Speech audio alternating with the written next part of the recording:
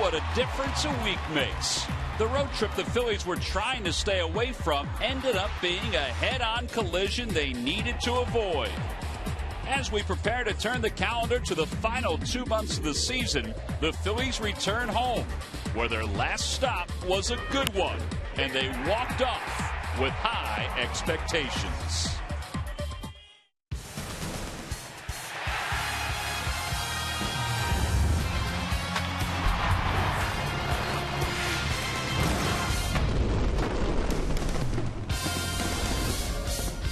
Boy, the landscape in front of Charlie Manuel sure has changed since the last time he was sitting in the Citizens Bank Park dugout. Tonight, the Phillies begin a long homestand as they take on the San Francisco Giants, another struggling team at 12 games under 500. The Phillies' losing streak, 8 games, of course. They won the first game after the All-Star break, but after that, look at what they did offensively. They hit only .202. They only had a couple of home runs and 13 extra base hits. Now, a move today as the Phillies continue to look toward the future. Steve Sustorf was designated for assignment after getting his first major league hit in Detroit, and Cody Asche has had his contract selected from Lehigh Valley, and he'll wear number 25, and he's already here at the ballpark, where earlier today he caught up with Michael Young. He's lockering next to Chase Utley, and he also took his first round of batting practice here at Citizens Bank Park.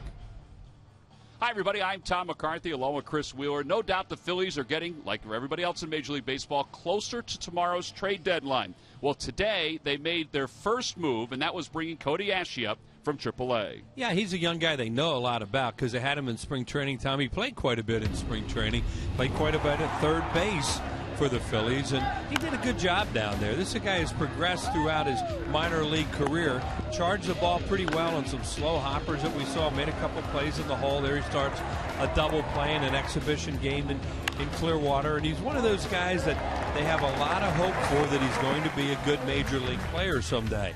This is what he was doing at AAA. He really swung the bat well with Lehigh Valley. In fact, last night he hit 2 home runs. He had a 10-game hitting streak when they called him up today. His numbers very, very good with the Iron Pigs, and you see what he was able to do with a .295 average. He does have a lot of extra base hits. He scores some runs. He's a very aggressive player from what we were able to see in spring training. And Chase Utley and he spent a lot of time together in spring training, so it's not surprising that they're near each other. Utley really took to him and really likes him a lot. All right, well, he is not in the starting lineup for tonight's ball game against the San Francisco Giants, but Charlie Manuel said look for him to be over at third base tomorrow in Game 2 of this series. But tonight it is game number 1. Barry Zito, he's struggling. John Lannon, at times he has also struggled this year. It's the first of this 3-game series coming up from Philadelphia. We'll be back with the lineups and first pitch after this.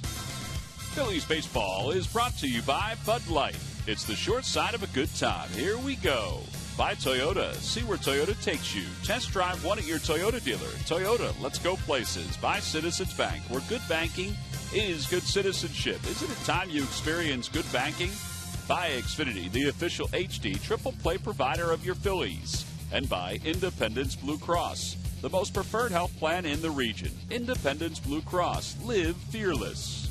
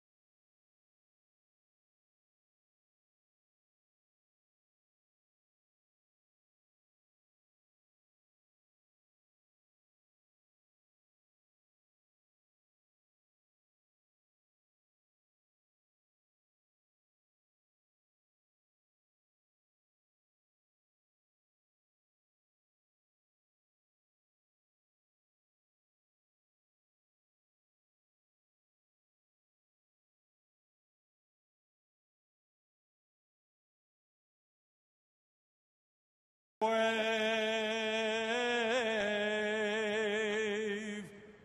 o'er the land of the free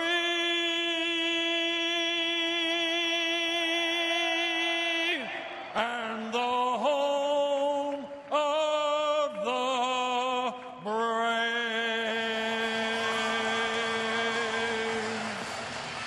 Honoring America, Uncle Junior in the Sopranos.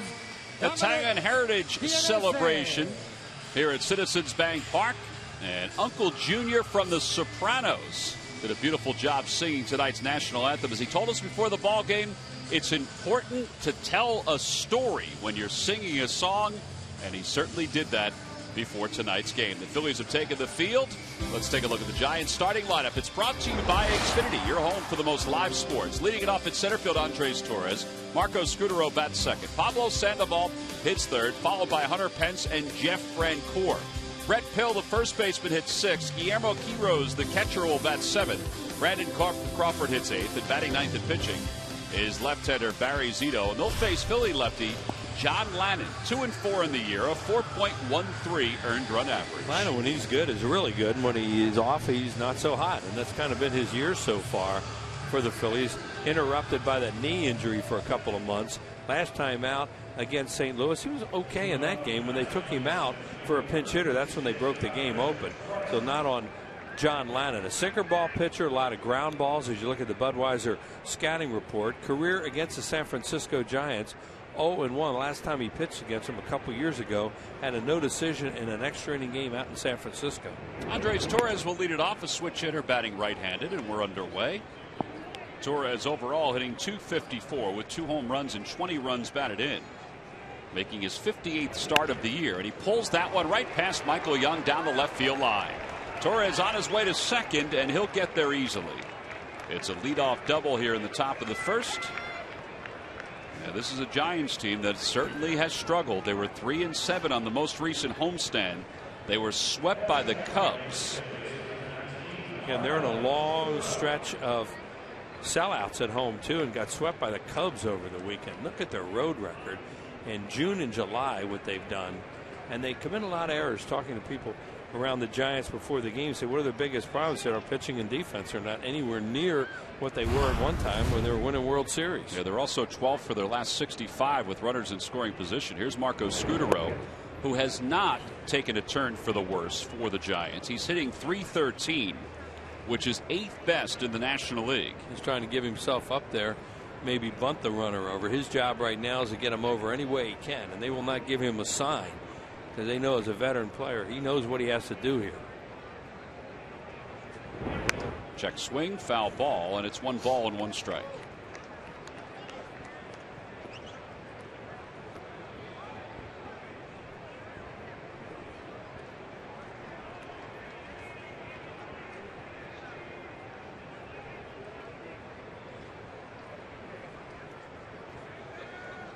Scutaro, 41 runs scored. He has 21 extra base hits so far this year. He was acquired by the Giants midway through last season. And in the second half of the year, he and Buster Posey were 1-2 in the National League in hits. And he bunts to the right side, and Lannon's able to get to it. Runner goes over to third. There's 1 man down. Well, it is time now for our Nissan Keys to tonight's ballgame. Couldn't ask for a much better night here at Citizens Bank Park. Well, Barry Zito on the road is 0-6, and that's his earned run average. And the Phillies hope to contribute to those, or make those woes continue here tonight. And something has to give because you're dealing with 2 teams that are on losing streaks. Yeah, the Giants have lost 4 straight. The Phillies have lost 8 straight. Pablo Sandoval is due up for San Francisco. Sandoval, .270 hitter with 9 home runs and 49 runs batted in. Phillies will play the infield back. They'll concede the run for the out here in the first. Even though they've struggled offensively, they figure they are going to get some runs against a struggling Barry Zito. Yeah, you don't want to play the infield in the first inning, especially at home. And so they'll give up a run here. Sandoval, such a wild swinger, you never know what's going to happen with him. 1 ball, no strikes. In the air to left field. Darren Ruff in the sunshine. He's under it. Tagging from third is Torres. Ruff's throw to the plate is coming on. One hop and it gets right on past Carlos Ruiz, and Torres is safe. It'll be a sacrifice fly, and the Giants lead it 1-0. It was a strong throw by Darren Ruff, but it was a short hop and right into the runner. Everything that a catcher doesn't want happened right there. I know we'll be able to see it on the replay, but here he is. He's shallow. He makes a strong throw. It's accurate, but watch the hop right there. It's a short hop, and it goes right, and the runner's there at the same time that Ruiz gets that little short hop. That's almost impossible to catch and tag at the same time. And you saw that's what he was trying to do. You make that play, you go, wow. Well, good throw. If it had been a little longer hop, they'd have had him. Well, now Hunter Pence, Sandoval's credited with an RBI, his 50th of the year. Nice round of applause for Hunter Pence returning to Philadelphia, where he played for about a year. He's hitting .277 overall with 14 home runs and 51 runs batted in.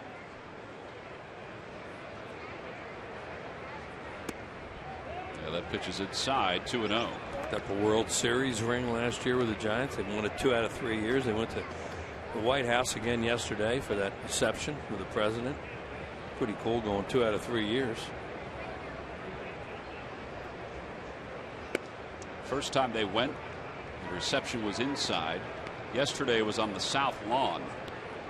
And most of the Giants players said it was nice to feel like a champion again because they have played so poorly. And Pence thought that was ball 4. He did wait, and the call was a little late by Will Little. I think that's where the Phillies had their reception too, was on the south lawn, and that is an amazing feeling to be out there under those circumstances and understand what they meant. Bruce Bochy's numbers as the manager of the Giants. He's won 1,500 games overall, combining his totals with the Padres. And Pence hits one to center field. Mayberry's out there. He's under it, and this will be a 12-pitch inning for John Lanning. However, the Giants strike first. They get a run on a sacrifice fly, so Barry Zito will have a run to work with when he begins tonight's game when we come back.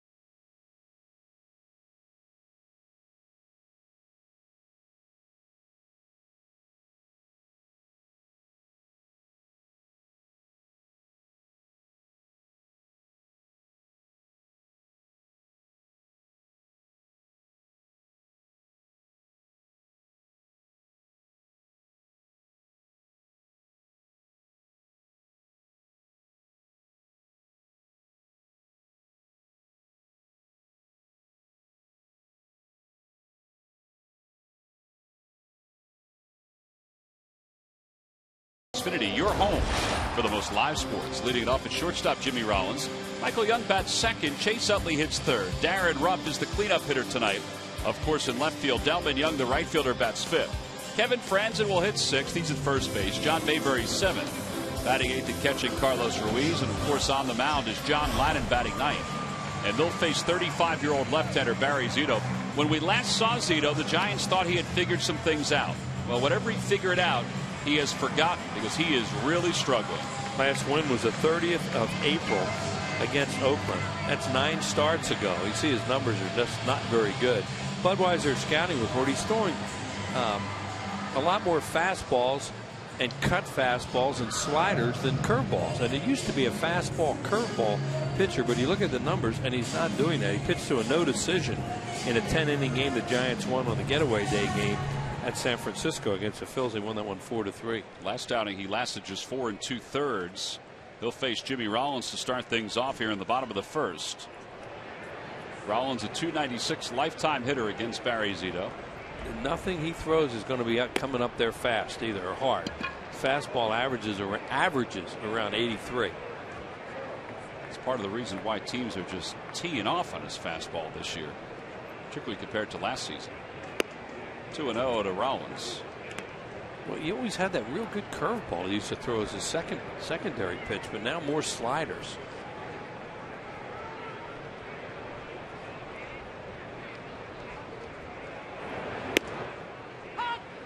Fastball for a strike, and it's 2-1.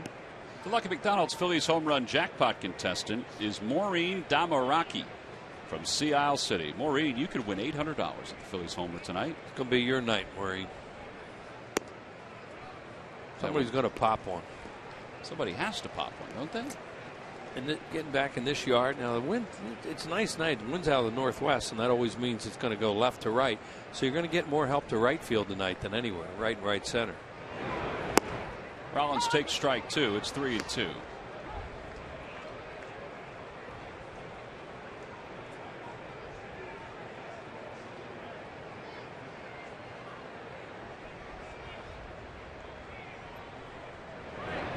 And he lines one down the right field line. It's slicing. It is a foul ball. Jimmy could see it was foul the whole way. At least you would assume that. He still has the bat in his hand. Right.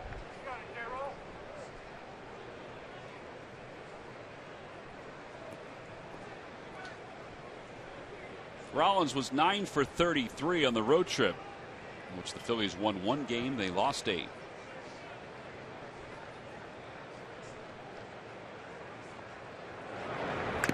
At a foul ball, it remains 3-2. Barry Zito, as Tom mentioned, really struggling.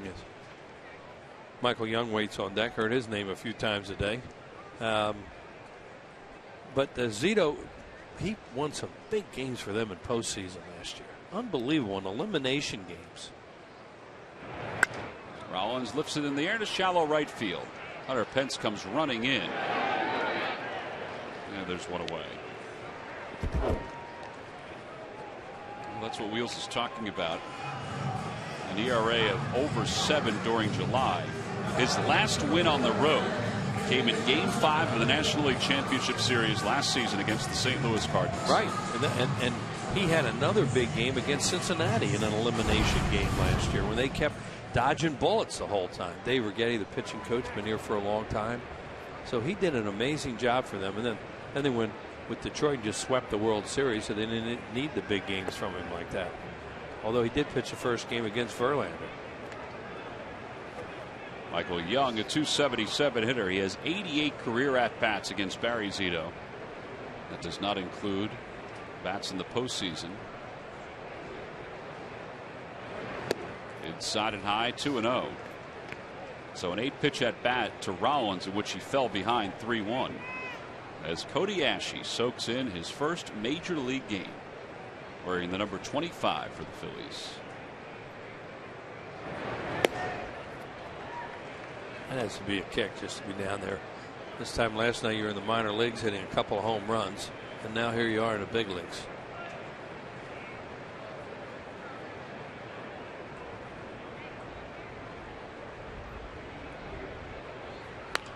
You go from wearing number 72 in spring training to number 25 in the major leagues. Yeah.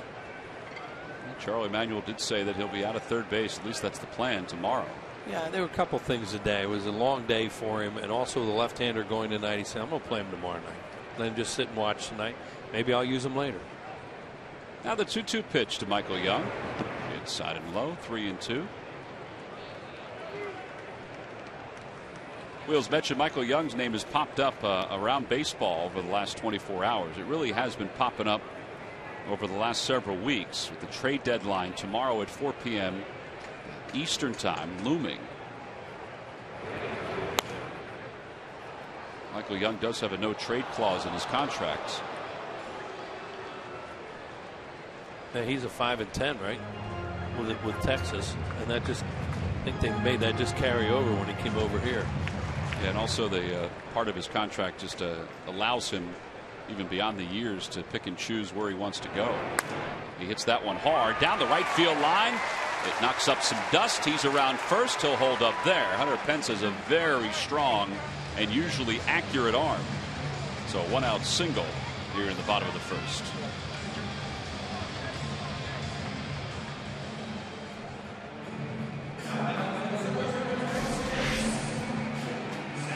Zito goes away with a high fastball. May have been ball 4. He does a good job getting on top of that. Keeps it fair down the first baseline.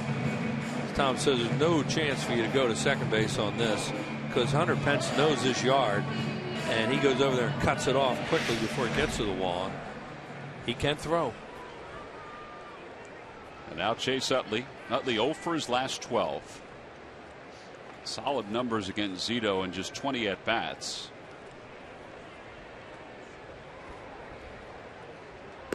Chase 0 for his last 12. He still finished 9 for 31 on the road trip. But that series in Detroit didn't help anybody's offense except for the Tigers. Plus, Charlie took a lot of the veterans out early in the last 2 games because they were getting beat up so badly. Inside 2-0.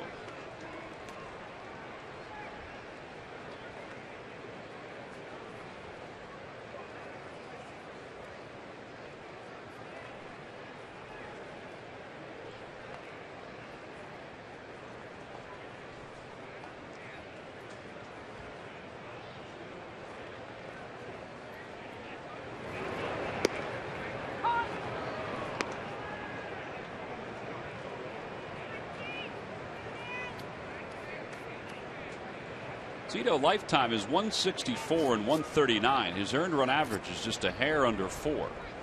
He's a former Cy Young Award winner with the Oakland A's. He's never really attained the same kind of stature with the Giants. He's been in double digits in victories, but he's also been in double digits in losses in the same years. Yeah, if he did anything to really try to make up for that enormous contract that he got, which wasn't his fault, he just accepted it. It was what he did in postseason last year to help them win a World Series. He really stepped up.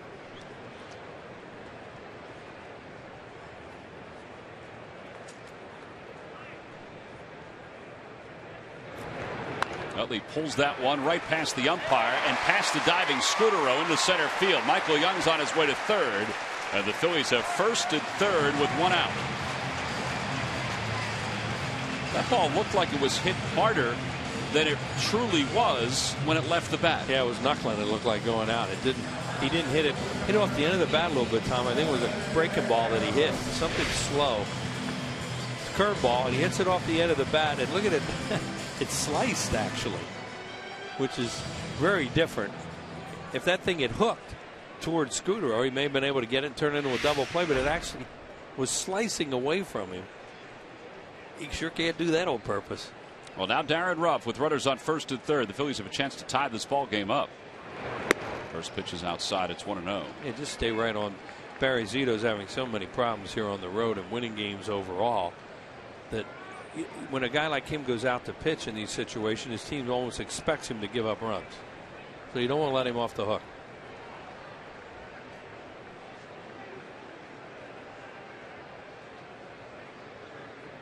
Curveball outside, 2-0. He's fallen behind all 4 hitters that he's faced tonight. And he's given up a couple of hits.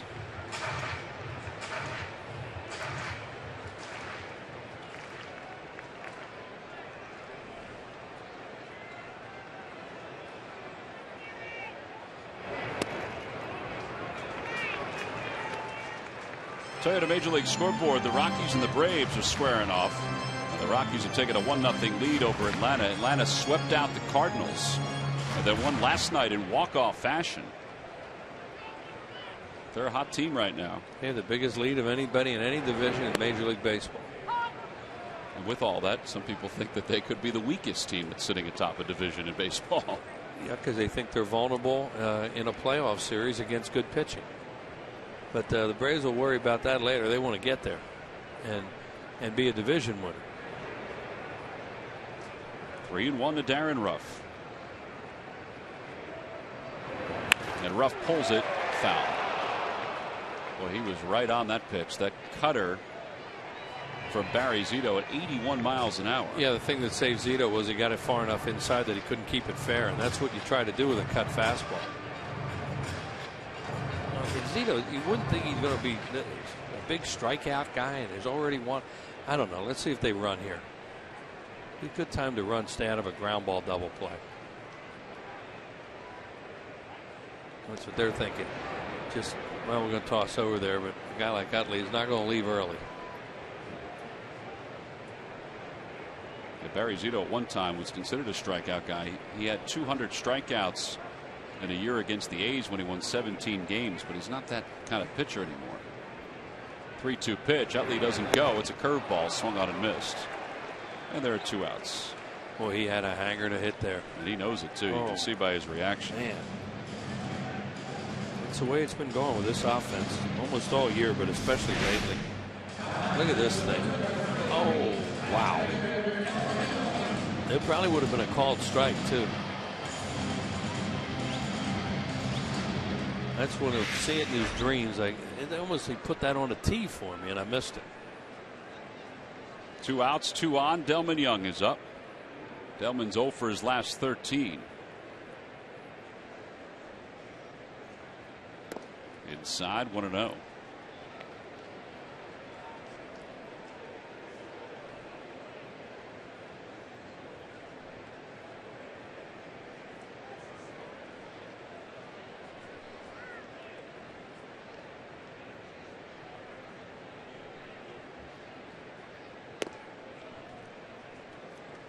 Boy, he threw a lot of pitches. You said behind everybody, and they still haven't gotten anything off him. Yeah, 28 pitches so far in this first.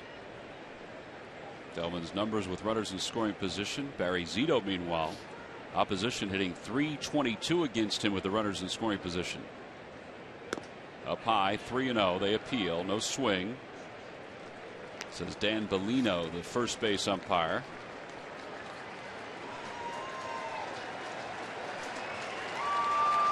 Well, those are not splits that a manager is going to embrace right there.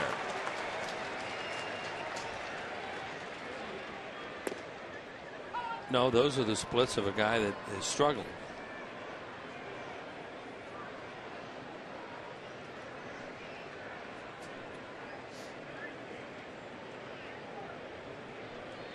Three balls, 1 strike. And it's 3-2. So Utley will be off on this pitch. Delman's only faced Barry Zito 6 times. He's 2 for 6 against him. This is the 4th full count of the first inning. Yeah.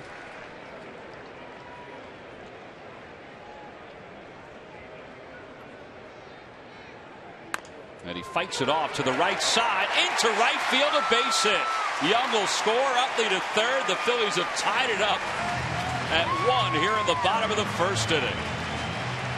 Wheels, you have to have some eyes in this ball game to have some success. You got to have a little luck, and that's what happened there. And then, as you said, he fought it off. It looked like he got in on him with a fastball, and he just hit it into right field. Now Scudero's had 1 to his left and 1 to his right. And look at him. That was ball 4, up and in, and he just, I don't know what you'd call that. And Scudero dove, and it goes under. See his arms come in, fights it off. And Scudero almost dove over that ball, it looked like. So 1 to his right by Utley, 1 to his left, and he doesn't come up with either one of them. And now the former Giant Kevin Franzen. Runners on first and third with 2 outs. And Franzen takes a strike. I think that's the first time tonight that Zito's begun an at-bat with a strike.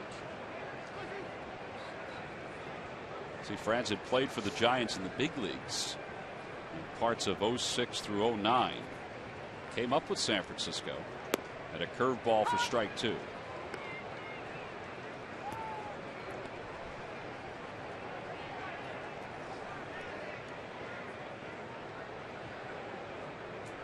Franzen hit a home run off Zito in that game in San Francisco this year.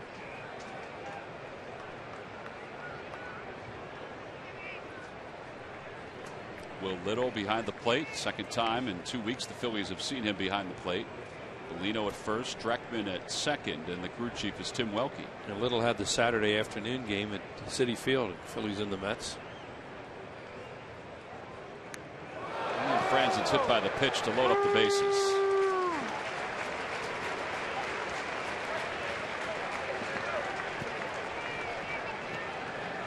Zito does pitch inside, and that was the fourth batter that he's hit this year. But where did that ever get away? Look at this.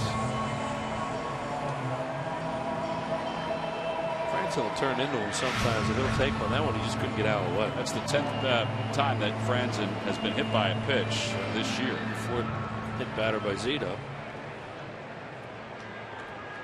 Kind of interesting that Mark Gardner going out to the mound instead of Dave Righetti.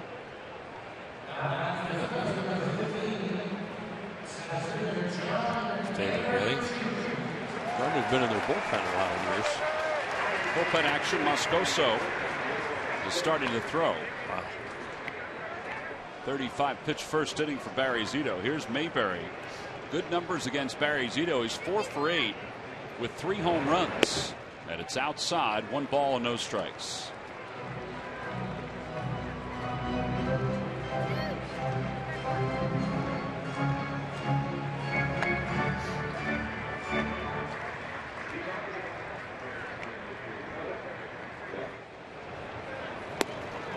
Take a big rip at a 70-mile-an-hour curveball. Yeah, that's where he used to pitch. Fastball in, out, big old hook. And it was very effective for Zito for a number of years. Helped him get that big deal with the Giants. Signed that deal during the offseason of 2006. And with the Giants, he has 62 wins and 76 losses. Inside 2-1. Spent a lot of years pitching in the Bay Area.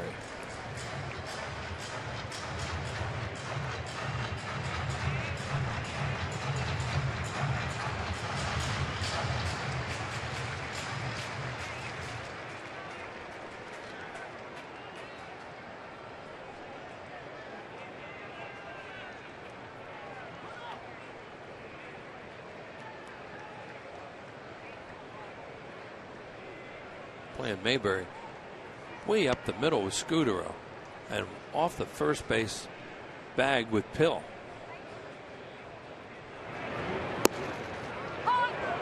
You do not think he's going to hit one down the right field line.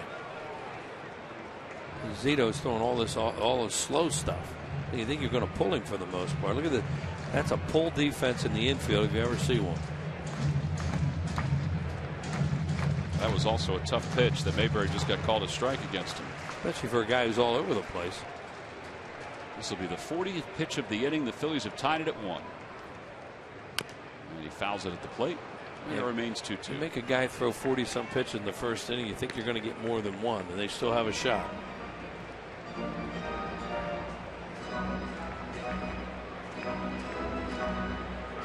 He just brought that guy up.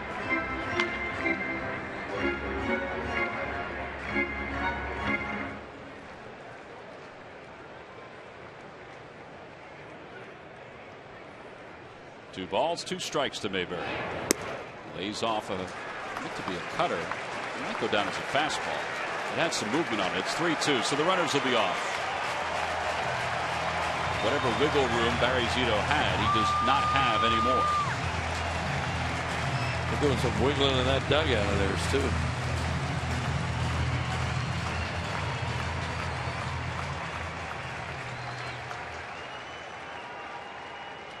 Balls, 2 strikes, 2 outs. Tough to play defense behind this too, you would think. Runners go. Pitch is fouled back. Infielders, their body language is not good. Back on their heels a little bit. You know, the outfielder just kind of looking around. Very tough when a pitcher does this.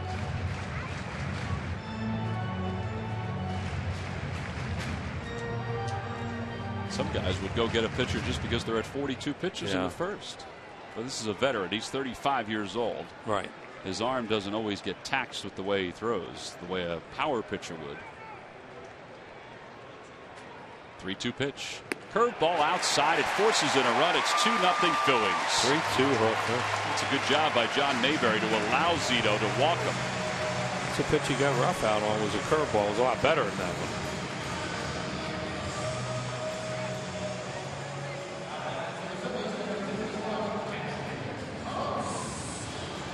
Coachy has a look at a manager gets in the first inning when he's watching this like, oh no, where am I going tonight?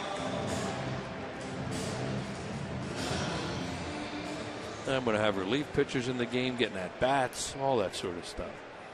Carlos's average at .253 with no homers and 9 runs batted in.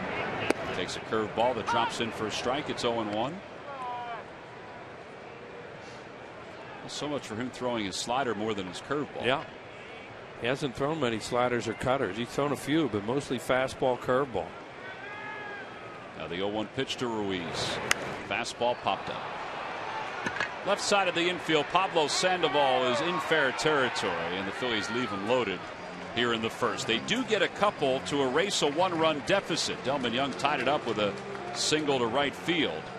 Well, that half inning took 20 minutes and 30 seconds, and a ton of pitches from Barry Zito. We've played one. On to the second with the Phillies leading it 2-1.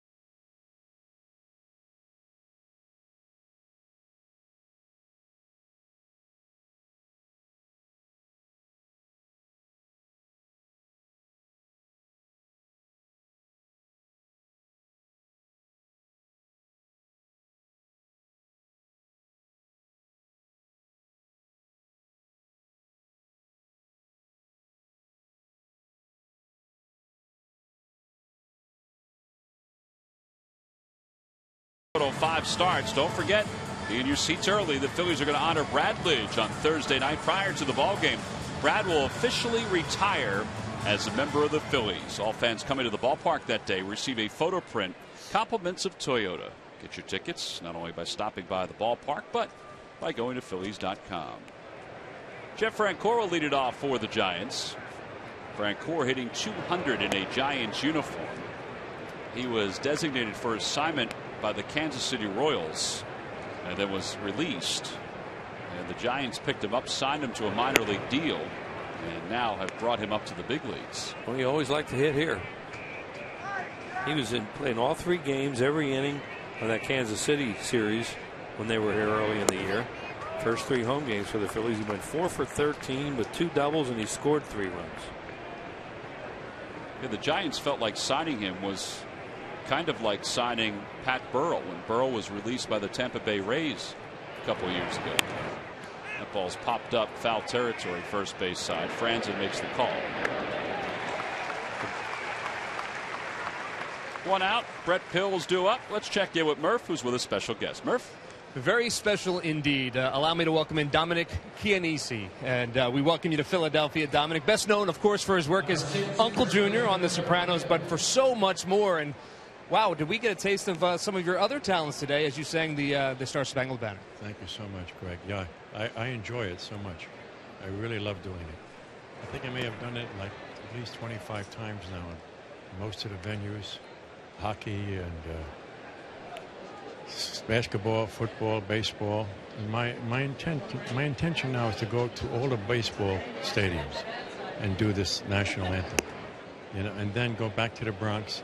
And when they ask me to play at Yankee Stadium, my dream will come true. Maybe that'll be ballpark number 30 for you when the New York Yankees welcome you in. Well, if they caught your performance today, I guarantee you they're going to be calling, because it certainly was great. The Philadelphia fans enjoyed it. Now, you're from the Bronx, and you grew up obviously a New York Yankees fan. However, this is not the first time you've been to a baseball game in Philadelphia, although your first time here at this ballpark. This ballpark, yeah. Well, let's go way back to the 40s at Connie Mack Stadium. My sister's godmother was from South Philly, the DeMuro family, and if anybody's listening from that family, it's good to talk to you again, guys.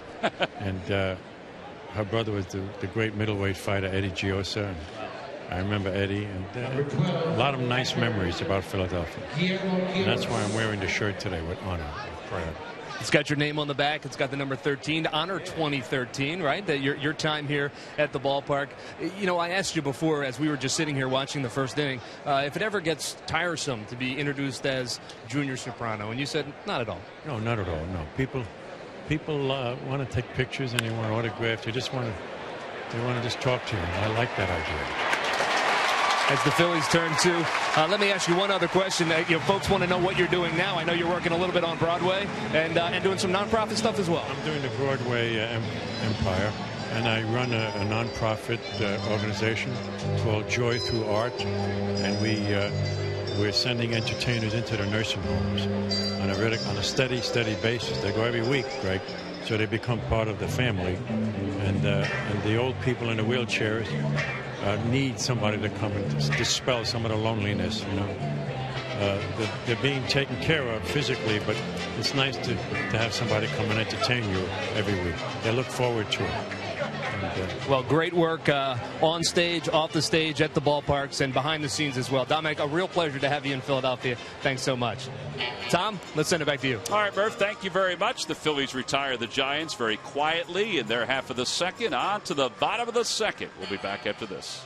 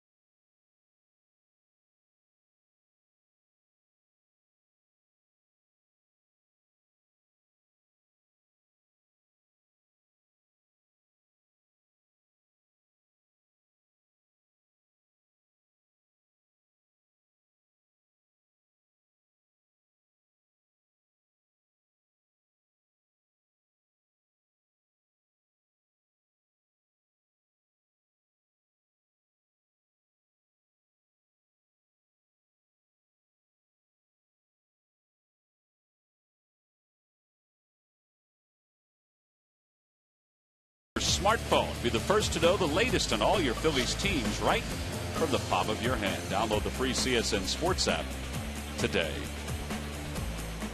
That's a good app to have as we get closer to the trade deadline, which will be at 4 p.m. tomorrow. John Ladden leads it off for the Phillies. They lead it 2-1 as we begin the bottom of the second. Think how many people will be happy when it's August 1st. I think all-around baseball players in every clubhouse are going to be happy about it. It's a neat time of the year for fans and for news and all the kind of stuff like that goes along, but it's also really nerve-wracking for a lot of people involved, and it puts a lot of pressure on a lot of people too. So, you know, it's fun right now, and then when it's over, everybody just kind of settles down. 2 balls, no strikes to Ladden, a .235 hitter, and he takes a strike. And all it means is that it's the non-waiver trade deadline. Because you can still make trades after the 31st, but it's just that you have to get waivers on guys, and it becomes much more difficult, or it can become more difficult. Ladden lifts it to shallow center field. Andres Torres will make the catch, 1 out. During the 2013 season, Turkey Hill will contribute $100 for each Phillies victory and 5 cents for each carton of Phillies Grand Slam ice cream, sold to support the Phillies youth baseball and softball programs.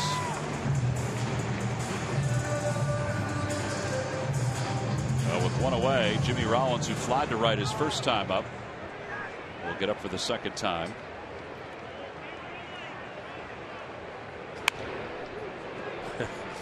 He went up there that time looking for one of those cutters, and he figured he was going to attack and hoped he didn't get it in on him. Well, he got it in enough that he can't keep it fair.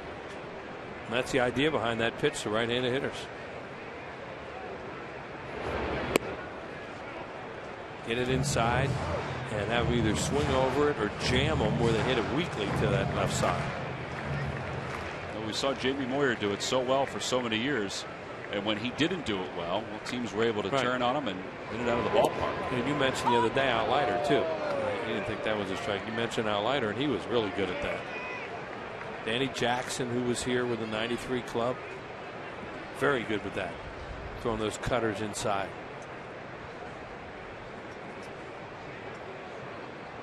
One and two to Rollins.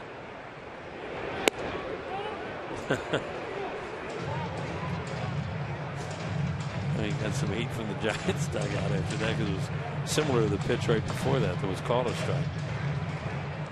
Someone must have yelled, "Where is that?" because he turned and said it's outside. Very authoritatively. Yeah.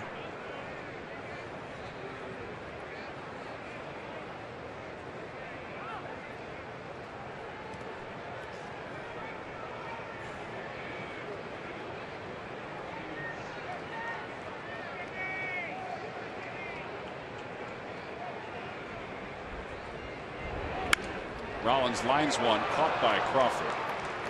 2 outs. He'll hit that one right on the nose. And Michael Young is coming to the plate.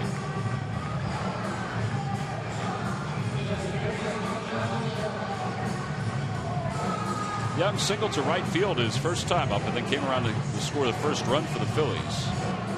Michael did not have a particularly good road trip. Like a lot of the ball club, he was 4 for 28. Well, they didn't score a lot on that road trip after the first game.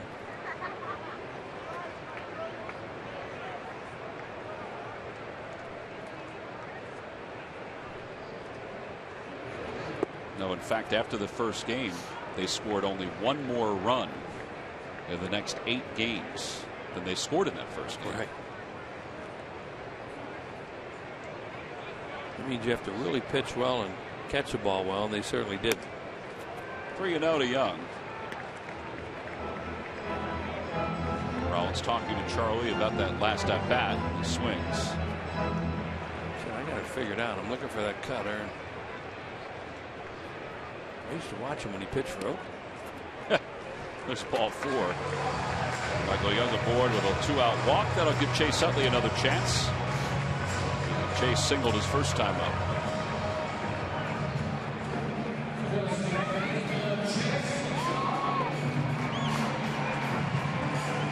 Last couple of years, the speculation for the Phillies has turned to which players will leave instead of really which players will come to Philadelphia.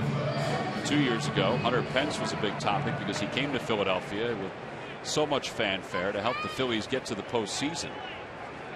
This year, it's the other way around, like last year. As Utley takes a strike, Chase's name has been brought up a number of different times, but now it seems like the Phillies are going to keep him and hope to keep him for the rest of his career.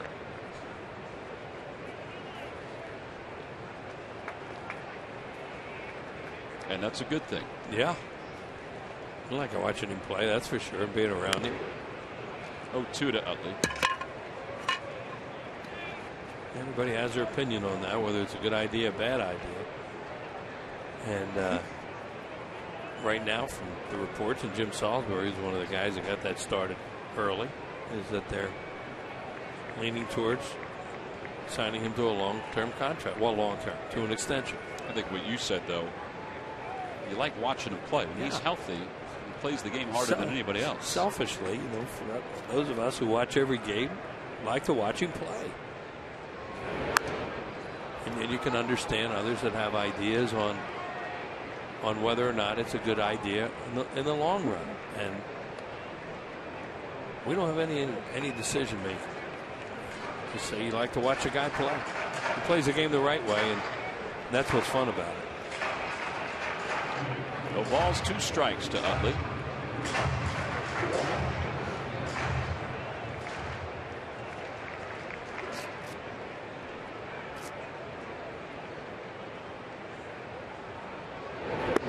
And a called strike 3 on what looked like a very high pitch. It broke a little bit, but it didn't look like it broke enough to be called a strike. Phillies lead 1 here in the second. A walk to Michael Young. That's the pitch that Chase Utley was rung up on. Well, you can decide, but really the only guy that matters is the guy behind the plate.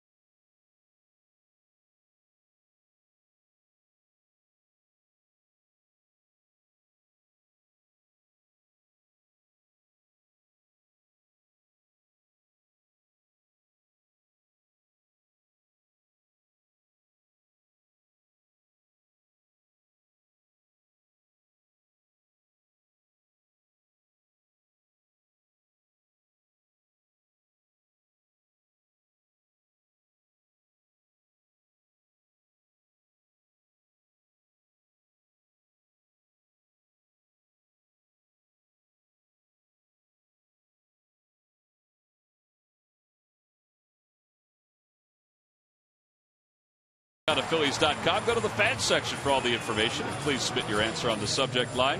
Wheels, the question is, who was the last player before Buster Posey to win a league MVP, a batting title, and a World Series in the same season?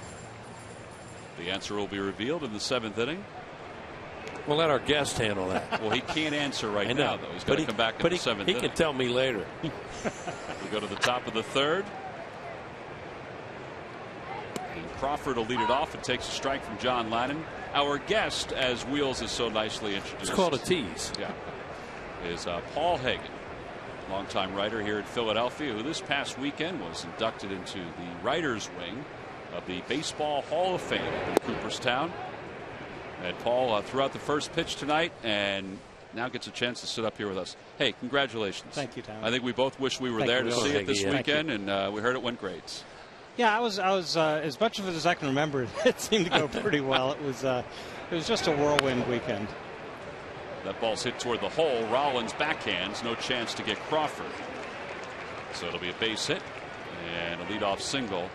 I know that there's so much that goes into the weekend, which we'll get to a little bit. When you think back to when your career began, I mean, could this have ever been something that you could have envisioned? Oh heavens, no! It's just it's just like you go out and you do your job. And the analogy I've used is sort of like mowing your lawn. You know, when you're doing it, it's a job, and you just keep doing it. And you keep doing it. But when you're done, you look back and you say, "Oh, yeah, the lawn looks pretty good tonight." So I think that's sort of it's when you're a beat writer, you have to do it every day. You have to come and work hard every day. And well, Ruiz is just making a nice play in your honor right there. I mean, that's something that you go out and you see stuff like that, and that's the stuff you kind of appreciate. Exactly. It's all about consistency. I think being a baseball beat writer is a lot like being a baseball player, except for the 1st and 15th of the month. But on the other days, it's just going out and giving your best every day, and then coming back tomorrow and doing it all over again. There's the play right there. Carlos knows he has a play at second, then with Zito running. Good job by Jimmy Rollins to get away from the runner, and make the double play. Hey, one of the things when you do this as much as you've done, and we've all been around it for so long, how much of a fan of the game do you have to be? I think you have to like baseball. I think in order to be good at writing about anything, you have to have passion about it. And if you don't have passion about anything, it's hard to write well about it. So yeah, I think that's probably one of the most important things, is to really love baseball and care about it. Come to the ballpark every day and say, well, you know, what can I learn today? Yeah, and care about the game itself and the well-being of the game. I've always felt, being around guys like you and all, there's a big picture involved in the whole business. Yeah, I'd like to think so. I mean, I think it's important to have perspective. I think that's the word we're looking for here. And yeah, I think perspective, common sense, whatever you want to call it, is probably more important than pure talent, or that and work ethic, I think, are the two things that really matter. I know that during your speech you got a chance to talk about your parents growing up in Buffalo, things like that. How great was it to see your family out in the audience as this was happening? Well, it was probably the best part, and as I've said many times, you know, when you're the beat writer, it's hard. You're gone a lot, but you know, you're on the road. You have a nice expense account dinner every now and then. Every once in a while, I even had a beer. You know. So, but while I was doing that, my family was at home and having to deal with that. So, yeah, you just can't do it without the support of your family. You can't do it as well as you'd like to. That ball is floated down the right field line, foul. Hey, last year I was lucky enough to be up there when Tim McCarver, you know that, when Tim McCarver was and I always wonder what it'd be like to stand up there, and you can say what it's like, and you're out there talking, right? But behind you is that collection of unbelievable people. Yeah, the only guy I was worried about was Burt Blyleven, because I actually covered Burt in Texas in '77, and I was really afraid of what he might do, and I told him that. So you probably shouldn't have told him that, though, Paul. Did he do anything? No. He didn't. Okay, good. I have to tell you, so the ceremony was over. We start walking off the stage, and the first person who came over to congratulate me was Sandy Koufax. Wow. That was pretty cool. That's pretty cool. And since I wanted to cover a team home. Well, there's Paul get a chance to speak. Jeff Idelson, who's the president of the National Baseball Hall of Fame, was helping to present the certificate to you. The 2-2 pitch to Torres in the dirt, and it's 3 balls and 2 strikes. It is an amazing thing, though, the number of Hall of Famers that come up there and attend the part of the ceremony that honor the broadcasters and the writers. Yeah, it is. It's really nice. And I really do think, you know, I've said to many of them, you know, that I know I'm not in the same category as they are, that the real Hall of Famers are in the plaque room, and the rest of us are in the room where you go up up the ramp, and it's off to the side a little bit. Not to take anything away from them. I mean, it's a tremendous honor. And, you know, they all say no, we don't look at it that way. So that's, whether they believe it or not, it's really nice. Well, hey, when they're there, though, Paul, they are going to visit your area. It's not like they're going to let that pass by. They're going to go to the plaques, but they're also going to go to your area, too. Well, if you're going to see the Hall of Fame, you kind of can't avoid it. Well, that's exactly it. It's right on the beaten path. It sure is. Well, here's Marco Scutaro with 2 outs and a runner at first. Scutaro bunted his first time up and was retired on a 1-4 putout.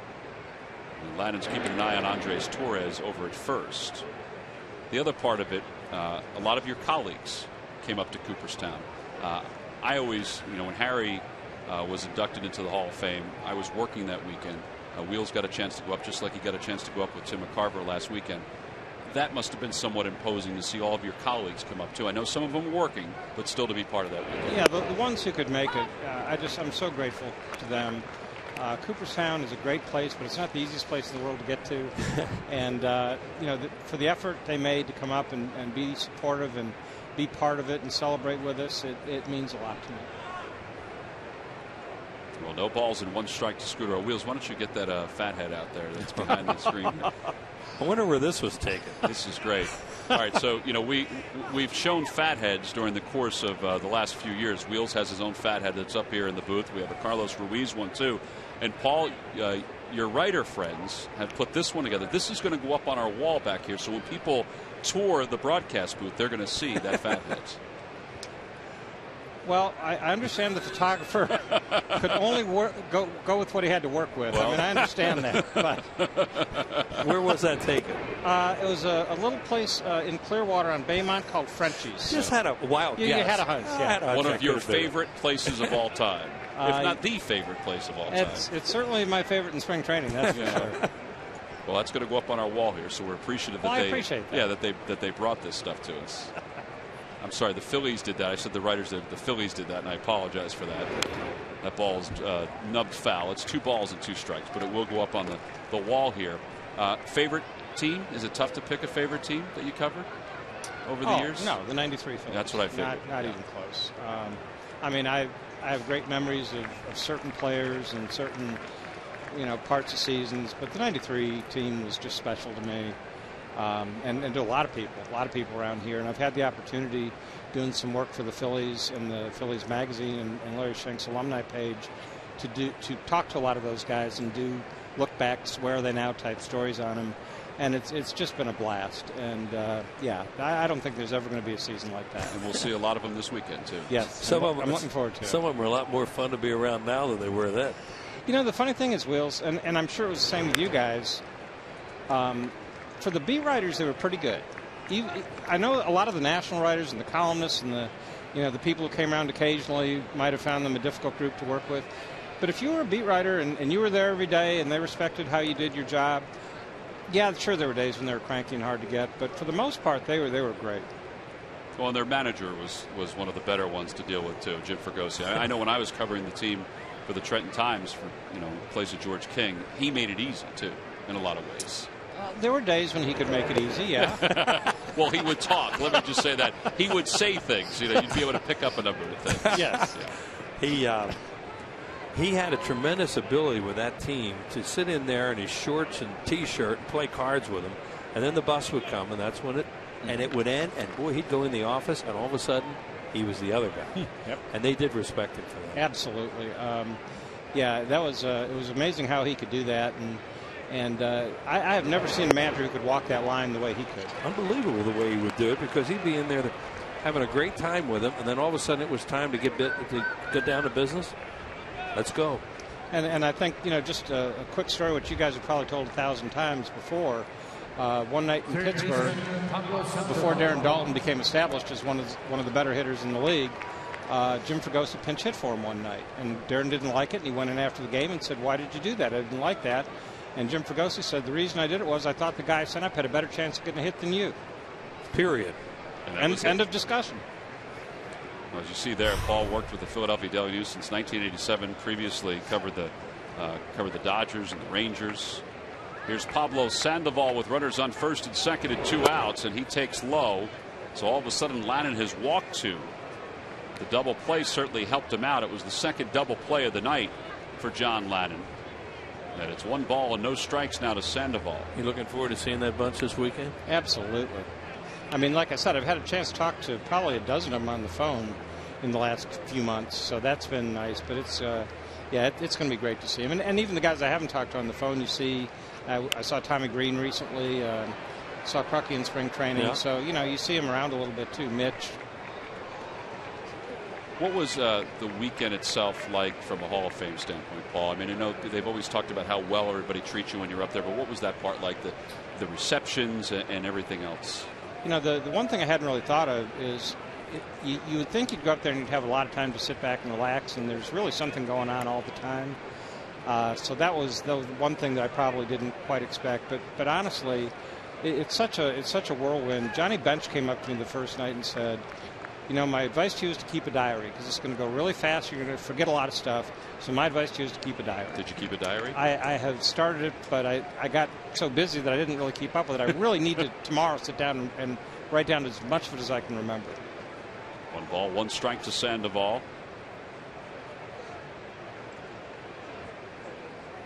And he reaches out and loops one toward right field. That's going to drop for a hit. Rounding third, heading for home is Torres. He's going to score. And the Giants have tied this ball game up at 2 apiece. Little bloop single for Sandoval. It's his second RBI of the night. So the 2 walks come back to haunt John Lannon. And the runners are on first and third here in the third. The guy a changeup, just hit it right off the end of the bat. As you said, the 2 walks are the things that kill you. Sandoval's a wild swinger. He will swing at anything. That probably isn't a strike. It is not even close to one. A diving changeup away. The guy makes a lot of contact and does those kind of things. So Delman Young gets the throw in. All right, so 25 years at the Philadelphia Daily News. You're doing stuff for MLB.com, doing stuff for Phillies Pinstripes. What's next after being put into the writer's wing of the Hall of Fame? I don't know, Tommy, but I did say in my speech that it's been an amazing journey, and I sure hope it's not over yet. Well, we hope it's not over either, Paul, as Jimmy Rollins will retire. Pablo Sandoval, very happy for you. Thanks, Tommy. We wish we were there.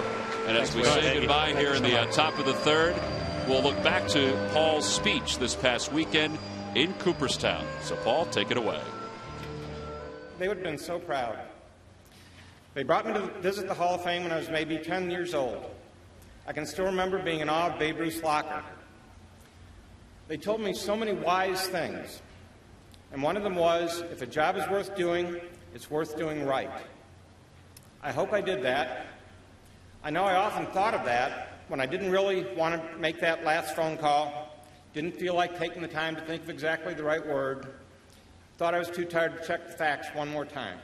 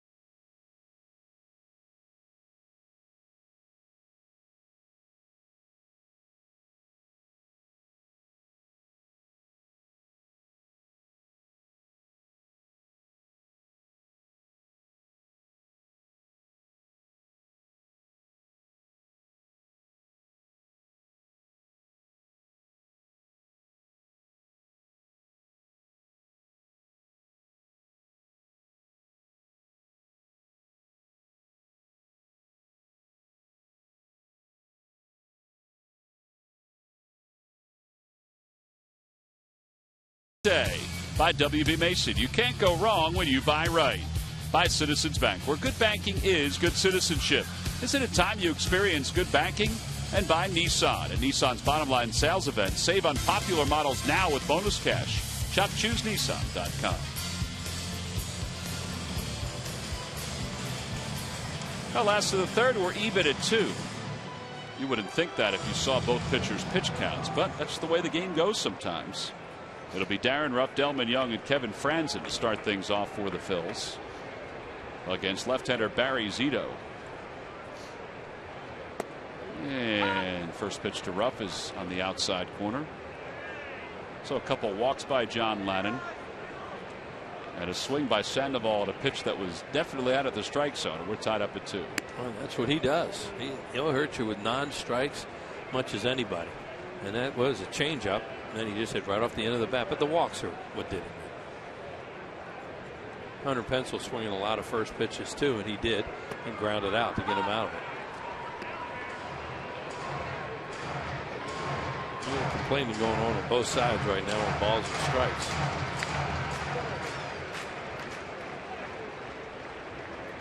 One ball, 2 strikes to Darren Ruff. And then Ruff whips it foul over the tarp.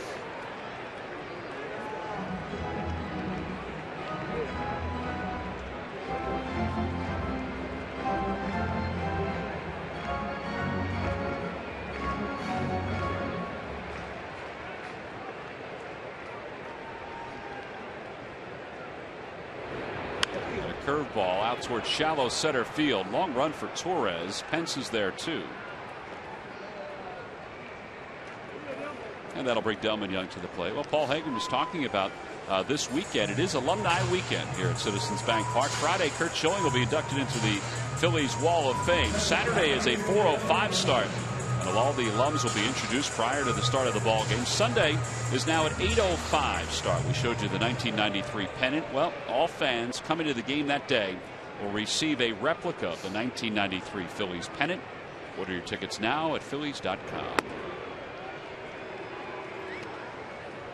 Full coverage of the Wall of Fame ceremony on Friday night will be on Comcast Sportsnet. Delman pops it up. Sandoval over toward the mound. 2 outs.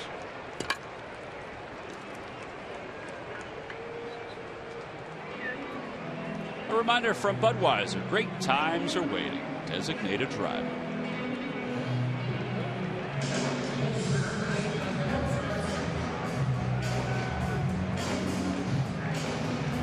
Wills, if you want tonight, I'll be your designated driver. Don't worry about that with me.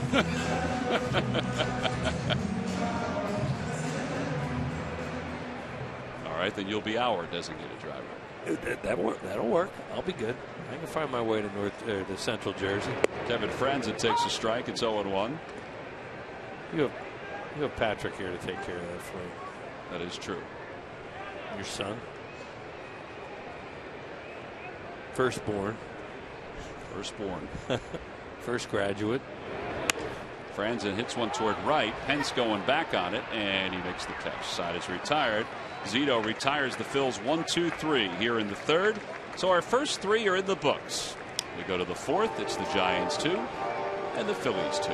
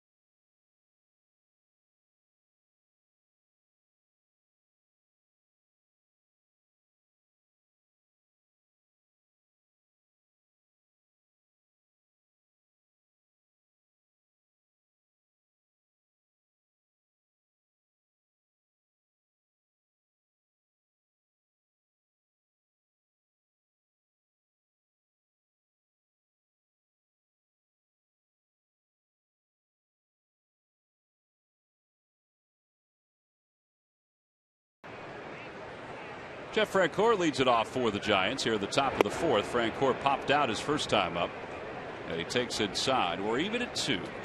Game 1 of this 3-game series. Long homestand for the Phillies. Back toward the middle. Utley is there, and Francoeur's retired. While many office suppliers love to throw their customers curveballs, only WB Mason delivers their fastball right down the middle 100% of the time. Order by 11:30 and you receive your delivery same day guaranteed. Who but WB Mason. One out. Brett Pill, who singled his first time up, takes a strike. Pill was erased on a double play, one of 2 double plays the Phillies have turned tonight. 0-2.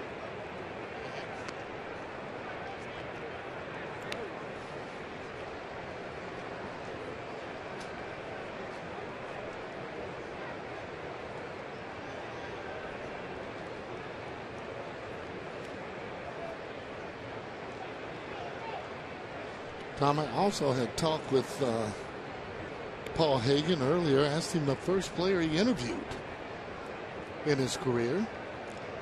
And would you know that or not? I do not know that, no. You were looking at me like you were going to, was off the tip of your tongue. I am hanging on your every word. I was trying to be attentive. A guy that you know, guy that you respect, first base coach for the Tampa Rays, George Hendrick. But he didn't get many words out of him because George didn't talk to people. That ball's hit out to left center field, and Pill was 2 for 2 in his return to the big leagues. Well, I think I've told this story before. When I was just out of college, I was writing for the Trenton Times. George King was the beat writer for the Times, and I would fill in from time to time with a couple of other guys, and Paul would sit right next to me, or I would sit next to him. That's where he was when he was with the Philadelphia Daily News, and always gracious for a young reporter, which is, you know, I think a great trait to kind of, you know, help somebody along who really isn't sure of which way to go when you're at the ballpark for the first time. Yeah. Well, the teachers that we had, and Mays and McCovey, those guys, they've always said it was an obligation that we had to speak with the sports writers. They had a job to do and make sure, obviously, you did it in a timely fashion. No fair if you make an error to go in the shower and stay there for an hour or so. I mean, as you can get the headlines, and you're right there in your locker, and you're getting everybody coming and asking you things when things go bad, like Gary Maddox did, that cost the Phillies from actually getting into a World Series there in L.A., stood right there, answered every question after missing a ball in the 9th inning. Those are difficult things to do, but it didn't surprise me he was there because, again, we were taught to do that by Mays and McCovey, having that kind of relationship with the sports writer. Yeah, the writers and the broadcasters, that ceremony takes place the day before the main induction ceremony takes place at Cooperstown. That ball's hit out towards center field by Quiroz. Mayberry's under it. And he makes the catch. 2 outs here in the 4th. And there are a lot of former players who would like to see that changed and have it brought back to a collective ceremony. And it's because of the respect that a lot of the older players have for sports writers and broadcasters. And I think too that they probably would respect that even more, though. Obviously, the sports writers and casters going in, or broadcasters, I should say. Here's Brandon Crawford. Crawford singled his first time up. Takes outside, 1 ball and no strikes. Well, if you ever do get a chance to go to Cooperstown, I was there last year for the first time in a long time. You know, the plaques are beautiful to sit and watch, and all the other memorabilia that are there, but there is a section for the broadcasters and for the writers that is a great timeline for baseball history, and you don't want to miss it.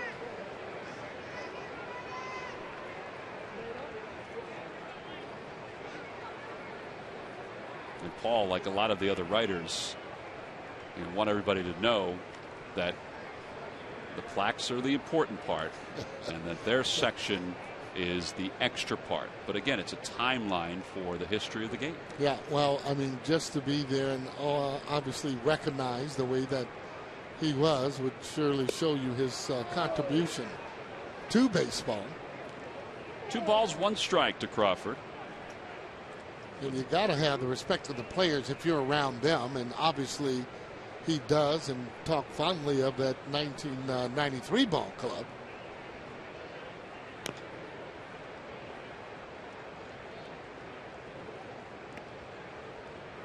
Ladden with 61 pitches, 2 outs here in the 4th.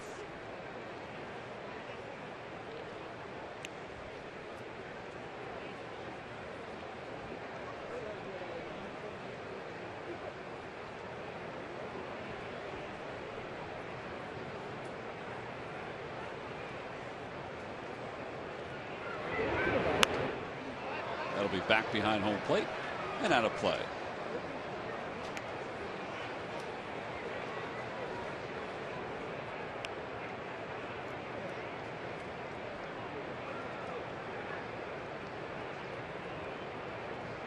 Pretty good pitch. Want to try and get that breaking ball away.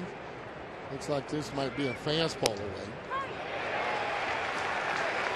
Well, that pitch was perfectly placed on the outside part of the plate, right at the knees against Crawford, and the Giants are retired here in the 4th. No runs, 1 hit, and 1 man left. John Gladden keeping the ball down, keeping it right around the strike zone.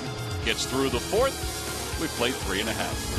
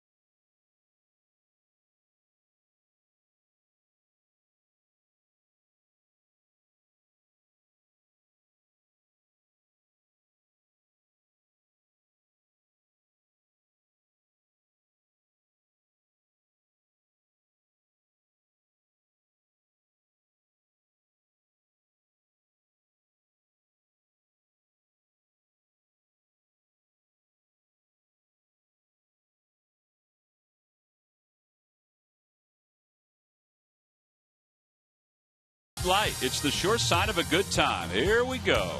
By McDonald's. I'm loving it. And by Mazda. We believe if it's not worth driving, it's not worth building. Bottom of the fourth and a beautiful night here in Philadelphia. Hope you're enjoying yourself wherever it is you're watching Phillies baseball. Crystal clear view of Center City. This is a battle of two teams that are trying to get back on track. Phillies have lost 8 straight. The Giants have lost 4 in a row. And it'll be John Mayberry, Carlos Ruiz, John Lannon. Bottom third for the Phillies against Barry Zito.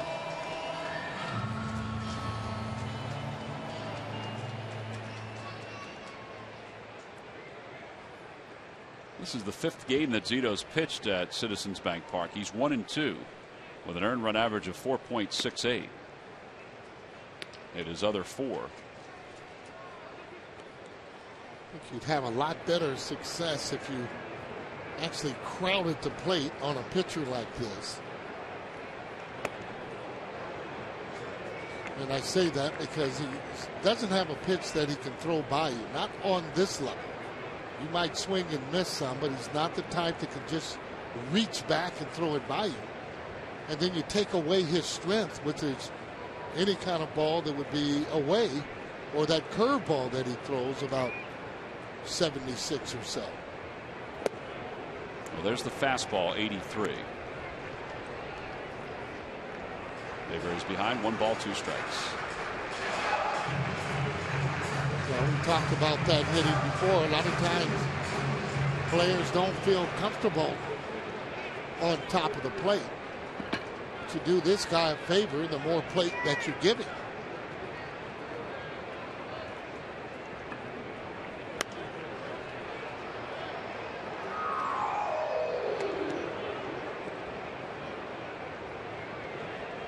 +2, you can't be afraid to hit with 2 strikes on you. Pick out the pitch you want. Just make sure it's somewhere in your zone. There's a liner to left field. That's going to be in for a base hit. That was a hanging curveball, and the Phillies were finally able to grab one of those hanging curveballs and pick up a base hit. Tomorrow at 5, CSNPhilly.com's Jim Salisbury has the latest on the MLB trade deadline. Who stays and who goes? Plus, Reuben Frank with an update from Camp Kelly. All that and more on the next Philly Sports Talk, presented by Classic Nissan. Tomorrow at 5, only on Comcast Sportsnet.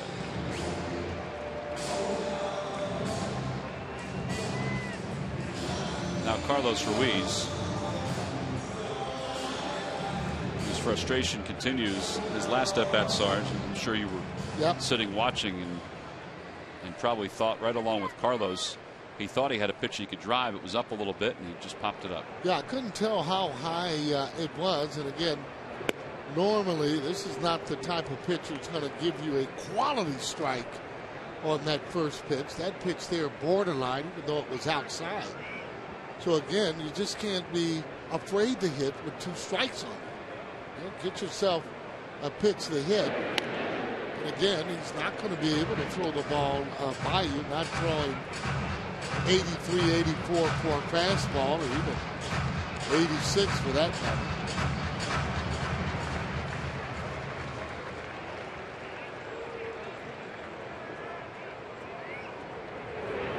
Carlos rips it foul. And it's 1 ball and 1 strike.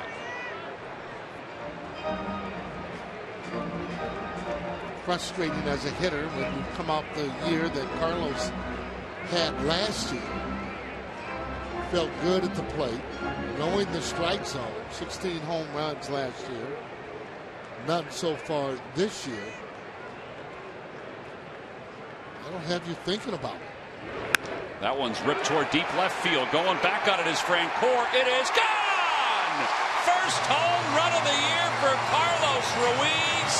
And the Phillies retake the lead here in the bottom of the 4th. Wow. A little bit of an angry type of a swing. 66 innings they have gone without hitting a home run. Carlos ending that drought, and the drought for him maybe he'll start to kind of take off now. Much better hitter than what he's been doing. And that ball there, he knows it has a chance. But guess what? This is a line drive that gets out of here, hitting against that front foot. We talked about that before. And when you do with slow feet, take a look at the line drive, and bingo, gets right out of here. Got to make him feel great. Well, and Maureen Damaraki from Sea Isle City, congratulations. You have our highest jackpot total of the year, $800, thanks to Carlos Ruiz and our McDonald's home run jackpot. You saw that note, September 25th, 2012 was the last home run for Ruiz, and the Phillies are on top 4-2. He'll probably be thinking to himself, I knew sooner or later I would be able to get one out of here, but you never know when you're not swinging good. Well, doubt is a very difficult thing in any walk of life to get out of your head. Doesn't matter what you do. No. No, and he has a lot of pride, not only in the defensive part, but also line drive card on that offensive part. He's been a big part of it for the Fighting Phils.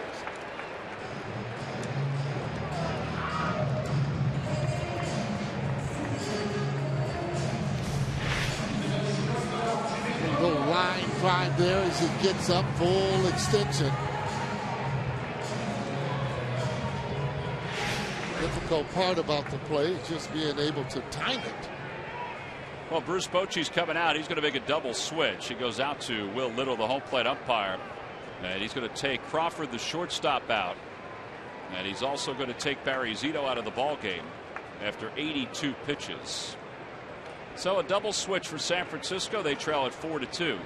Here at the bottom of the fourth inning, one man down. It's an AT&T call to the bullpen. We'll let you know about the new pitcher, and we'll let you know about the new shortstop when we return.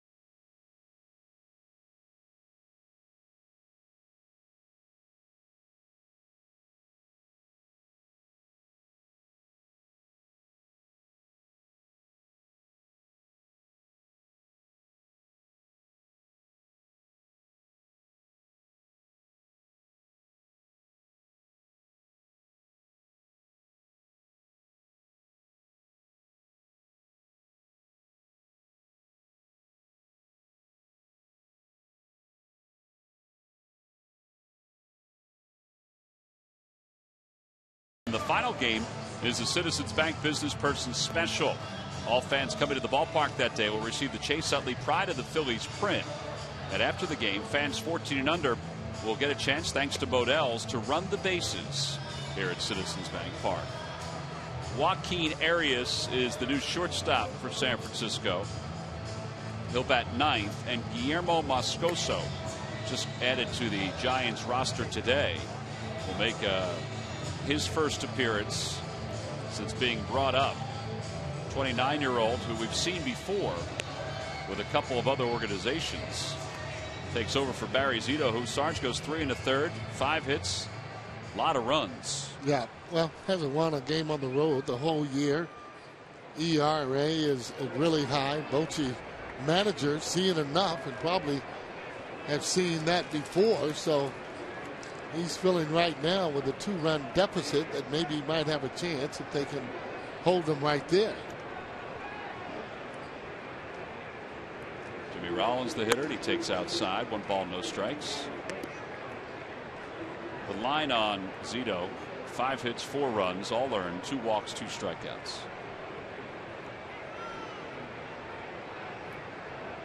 Rollins 0 for 2.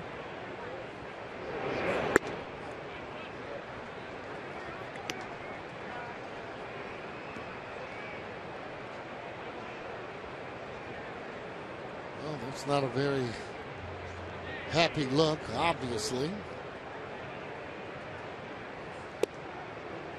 It's got to be pretty hard, too, on Zito. I mean, this guy's had some really great years over his career, in particularly with the Oakland A's. And then to get to a point where, you know, sure, you can throw strikes, but just hasn't been your game.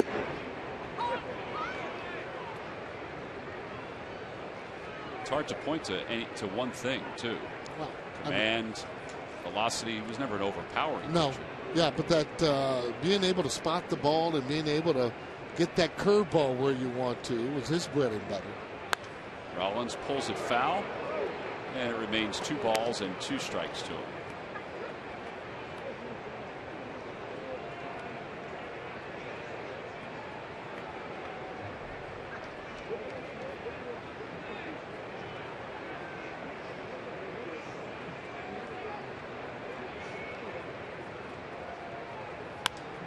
Out toward left field. It's not deep. Francoeur on the run. He's not going to get there. And Rollins is going to get 1. Big turn. Bobbled by Francoeur, and he's going to get to second. Well, that'll be a single and an error charge to Francoeur. Yeah.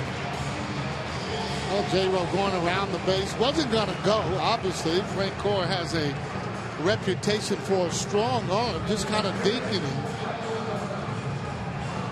Francoeur just bobbling the ball off the end of the bat, breaking ball as he hits it. Now he'll turn it on right now. Now he'll go back again after he sees that he misses it. But again, for a fielder, all you got to do is just catch the ball, and you can see there taking his eye right off the ball. You got to make sure you almost see it into your hand, but definitely in the glove. All right, so the Phils have a runner in scoring position. They lead it by 2 thanks to the home run by Ruiz. Michael Young's the hitter. And it's a strike to Young at 92 miles an hour.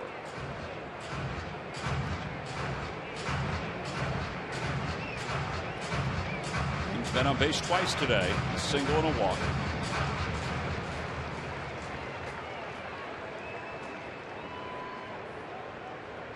Pickoff play on. Little daylight.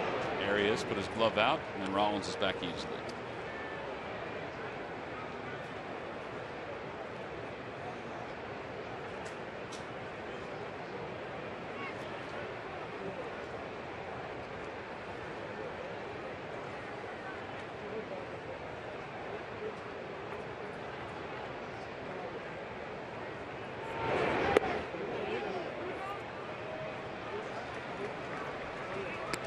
Good pitch from a right-handed pitcher. That's the pitch that most right-handed batters could stay off of. That looks like a fastball and darts away.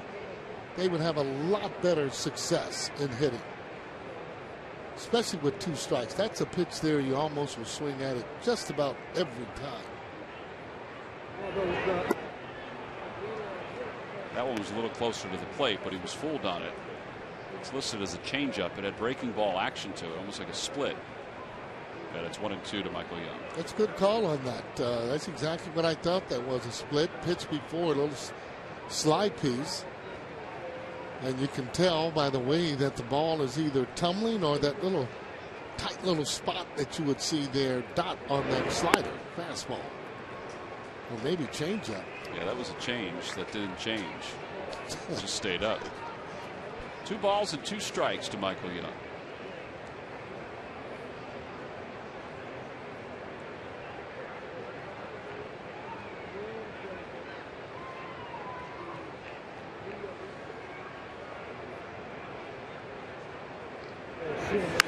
Michael Young hits it the opposite way. Pence on the run. He's going to get to the spot. Makes the catch. Rollins tags and he'll head to third. 2 outs with a runner at third. For years, StubHub has been the place to find great Phillies tickets. And this season, you can get more with your tickets Thanks to StubHub Fan Rewards. So get to StubHub and grab your seats today.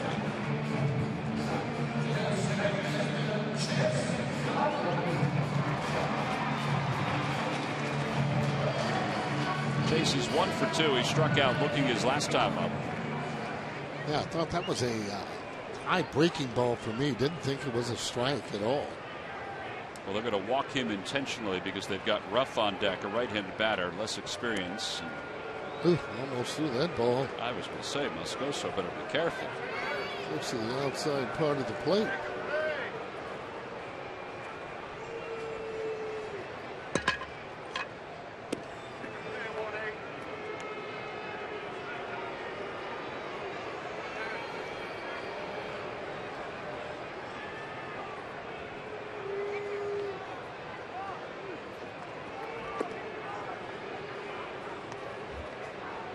Bochy to your left.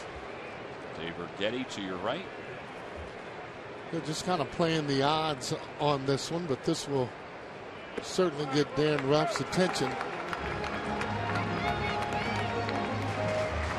Toyota Major League scoreboard. The Mets lead the Marlins 2-0. Zach Wheeler has a no-hitter through 5 for New York. Marlins had their hitting coach Tino Martinez resign a couple days ago. They're the worst offensive team, one of the worst offensive teams in the majors. It's not entirely his fault, but it seemed like there was some friction going on. Yeah, well, for me, those guys they have on that team, you don't want to listen to Tino. You have some serious problems. Don't have the full story on that, and we'll get it before it's all said and done. But again, you have one of the better players that have played in the game there that's not out and helping players. And, it's just a shame because you need those kind of guys for me around baseball. 0-2 now to Ruff. Just talking with him here, I mean, he loved the job, loved what he was doing. But it's rough being a hitting coach. As you say that with experience. Well, I'm just saying, you don't have to always have those bags packed. Let me tell you something, or go out and just invest in a place. You might want to stick around, and I've said it before, you want to be a good hitting coach, have good hitters. Because on this level, if you're bringing in guys that can't hit the fastball, and we've talked about that plenty of times, or really can't understand what you're teaching them, it's just can be very frustrating. 0-2 pitch. Oh, it hit him. I think it glanced off his shoulder and may have hit him in the helmet, and that'll load the bases up. Said he's okay. Well, he's got to turn that head a little bit quicker for me. Ball kept on running in. Kept on running in, and again with an open stance. See, that ball's up there, then I am out of there. As it hits him on the shoulder as opposed to the helmet. Take a look at it again there. Maybe glancing off of that, but oh boy, very lucky. And again, that's the two-seamer, and that two-seamer runs in on a right-handed batter. Yeah, it just grazed off the top of the helmet after it hit his shoulder. Nothing big there. More his shoulder than anything else. So now the bases are loaded. And Delman Young is the batter. Delman takes inside. I think Keyros may have been crossed up on that pitch. Yeah, I might right now have to let him throw me a strike.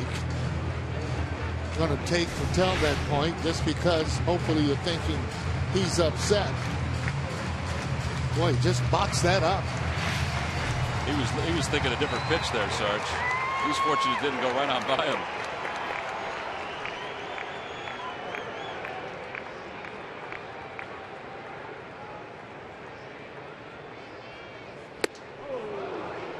Well, Delman wasn't thinking about taking. Well, I know one thing. When I see him wild like that, and the mere fact that Darren, where he got hit, I'm going to make him throw me a strike. Kind of be on your P's, kind of on your toes up there a little bit. Check swing. He went, according to the home plate umpire, Will Little. I'm going to tell you, Little's had a weird little strike zone, too. Take a look at it and see whether or not this situation, always think the umpires should get help on that. That wasn't even close. Well, the at-bat has changed because now he's down 1 ball and 2 strikes with 2 outs. And a curveball line caught by Scudero. Side is retired. Phillies do score 2 against Barry Zito. A home run by Carlos Ruiz, his first of the year. And it comes on the 30th of July. Phillies will take it. They lead it by 2 as we go to the 5th.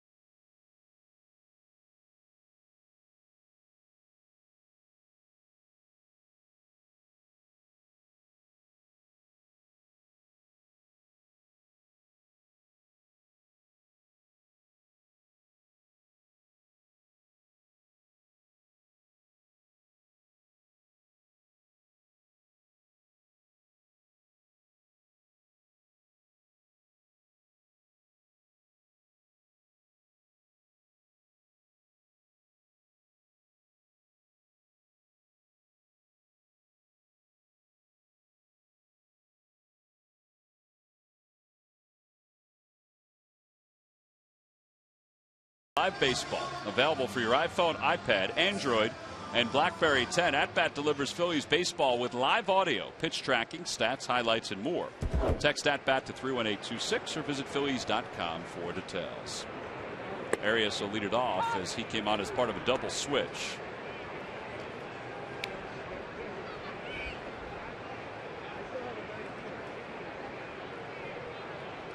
Arias foul tips the next pitch, and it's 0-2. Arias overall hitting .280. He has 33 hits in 118 at-bats.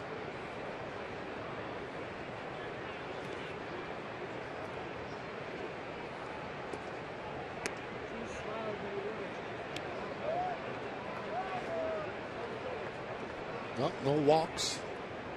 Want to make sure they hit to get on.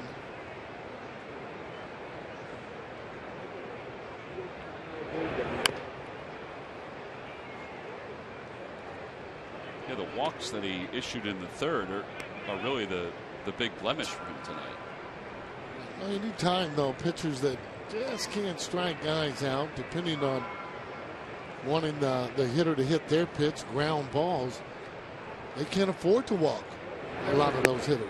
There's a strikeout. Yep, he threw him a changeup toward the outer edge. Back-to-back strikeouts for Lannon. Back to the top of the order, and while Andres Torres walks to the plate, we'll walk it on over to Greg Murphy. Busy day around the ballpark, Murphy, even though not a whole lot has taken place just yet. Yeah, no doubt about it, Tom. And, just walking around the ballpark tonight, it's really what everyone wants to talk about. The trade deadline less than 24 hours away. And, everybody has questions, and that includes the players, that includes the managers and the coaches. And, people want to know what's going to happen. Well, Ruben Amaro Jr. today on the Major League Baseball Network was interviewed, and he has said that, at the moment they are still talking to a lot of different teams. They are talking to teams to buy some players. They're talking to teams to sell some players. But as of right now, he made it pretty clear that he doesn't believe, any deal is imminent, certainly, and he would be surprised if anything happened before the 24-hour deadline at this point. So they're working the phones, but they have yet to be blown away by anything that, to give away a player of a certain caliber. So, they're waiting to see what happens, and certainly, the 24 hours or less than at this point before the trade deadline, a lot can happen, but as of this point, the Phillies are staying pat. Yeah, baseball-wise, there's been, I don't want to say small moves, but a lot of bullpen guys have been bouncing around from place to place. I thought it was interesting today, Murph, when Charlie Manuel said, and Sarge, I don't know if you heard these comments, where he was asked about whether the team can contend, where they are right now, and he said, listen, quite frankly, we have a ways to go in order to contend, whether it be this year or next year. Right. Well, I agree with that, and I think everyone knew that somewhat coming out of spring training, just always depending on that bullpen, besides the defense that you have to play. Not many teams can go out there and win it without having a strong bullpen. Charlie's a realist, and he knows whether or not that team can win or not. Obviously, he goes out and tries to win every ball game that he possibly can, but you got to have the horses to be able to have that 162 ball game and come on top of that. A lot of things have to go right for you, evident of what has happened here the last several years. And that's not to say they don't have good arms. They have good arms, but they're not able to get the ball where they want to right now. So it kind of takes away from the whole way that they pitch. Pitchers have to be able to set up their hitters. Sarge, Charlie has talked about it time and time again because he's been asked about it time and time again. But he has said before, it's difficult for some of these guys to learn at the major league level. And that's what they're being asked to do right now for whatever reason, for whether or not the depth wasn't there or because of injury. A lot of these guys being asked to learn at the major league level. And it hasn't worked out the way that they certainly had hoped. And, no one's making excuses. Injuries are a part of the game, and everyone deals with that. The Phillies are dealing with their own, too. But Charlie, as you said, Tom, was a realist today, saying they're a little bit of ways away. They need a couple of things to happen, and they need a couple pieces to fall into place if they're going to be able to get a team back in contention, not just this year, but in the future. Well, it's 3 balls and no strikes to Pablo Sandoval. 2 outs here at the top of the 5th. The runner at first. Phillies lead it by 2 thanks to a home run by Carlos Ruiz. Sandoval has both RBIs tonight for the Giants. And he's got the green light, and he fouls it off. And the other thing about that, even in trading a player or players, you got to be able to get some guys you would think that would come back to help you within a year or two. So, I mean, it's just, for me, not just getting rid of a guy. I've always thought if you did that, you needed to have a guy that was just as good or better in that spot that you got rid of. That ball's hit toward third, and 1 hop to Michael Young. He'll go to second. The short way side is retired. Fielder's choice, 5-4 in the putout. Lannon leaves 1. We're through 5. Cliff Lee, who didn't make his last start, has a lot on his mind as we head into tomorrow.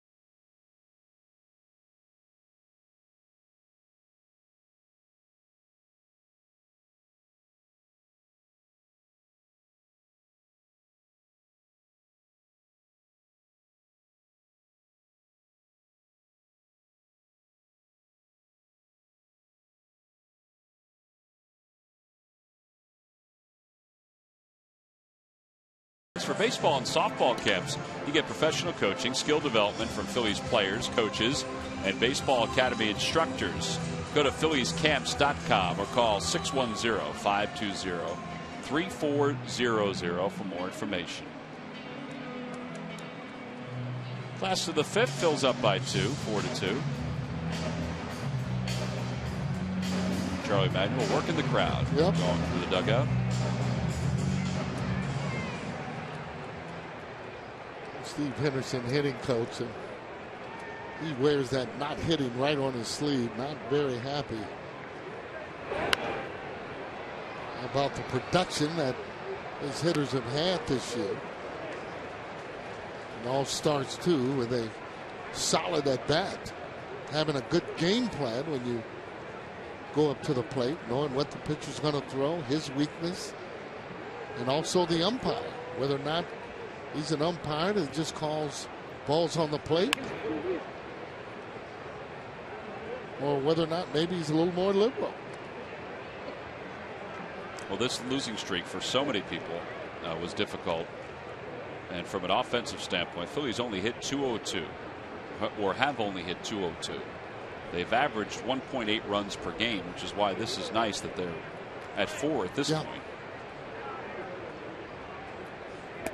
Outside, 1-2.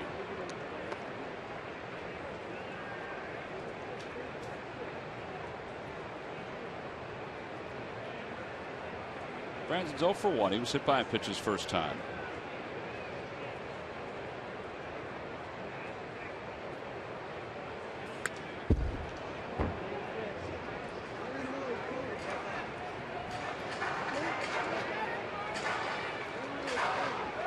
Pretty hard thrower. Sorry, Tom. It doesn't appear he actually knows where his pitches are going, and especially that fastball, that two-seamer that runs in. He's had a little bit more success on the slider.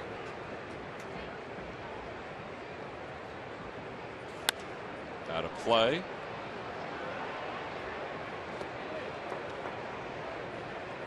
Chuck said today that Kevin Franzen, with Cody Asche coming up, will still play. Yep. He'll still play a little first. He'll play some second. He might even play some third. And he may find himself out in the outfield. Franzen, that is. Wow. And a called strike 3. That's awful. Now here's a guy who's battling and you're battling, and then you call a pitch that's up and in. I don't know. Let's take a look at it as that ball comes in, and I'm saying it's a ball all the way. Ball all the way.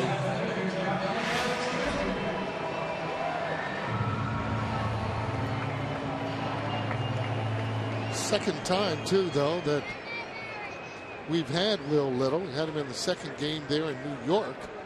Kind of should be a little bit used to his style, but again, now you know if it's close and you have 2 strikes, you got to start swinging.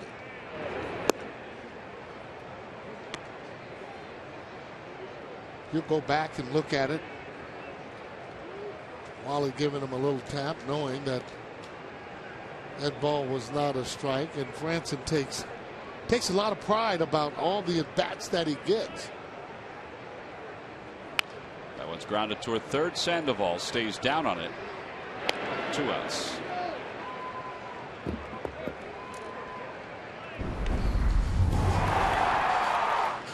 Well, finally got this over with.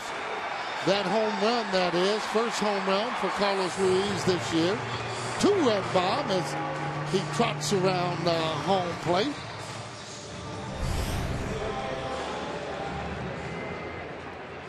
Well, it's got to make him just feel really good.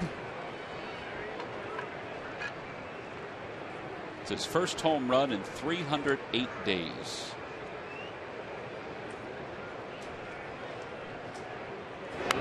And he fouls the first one back. It's 0-1.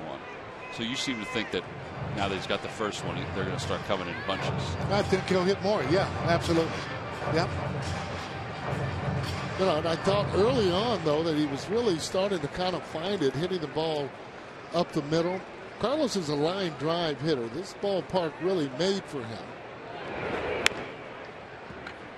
once he starts to try and lift the ball, that's when he usually gets into trouble.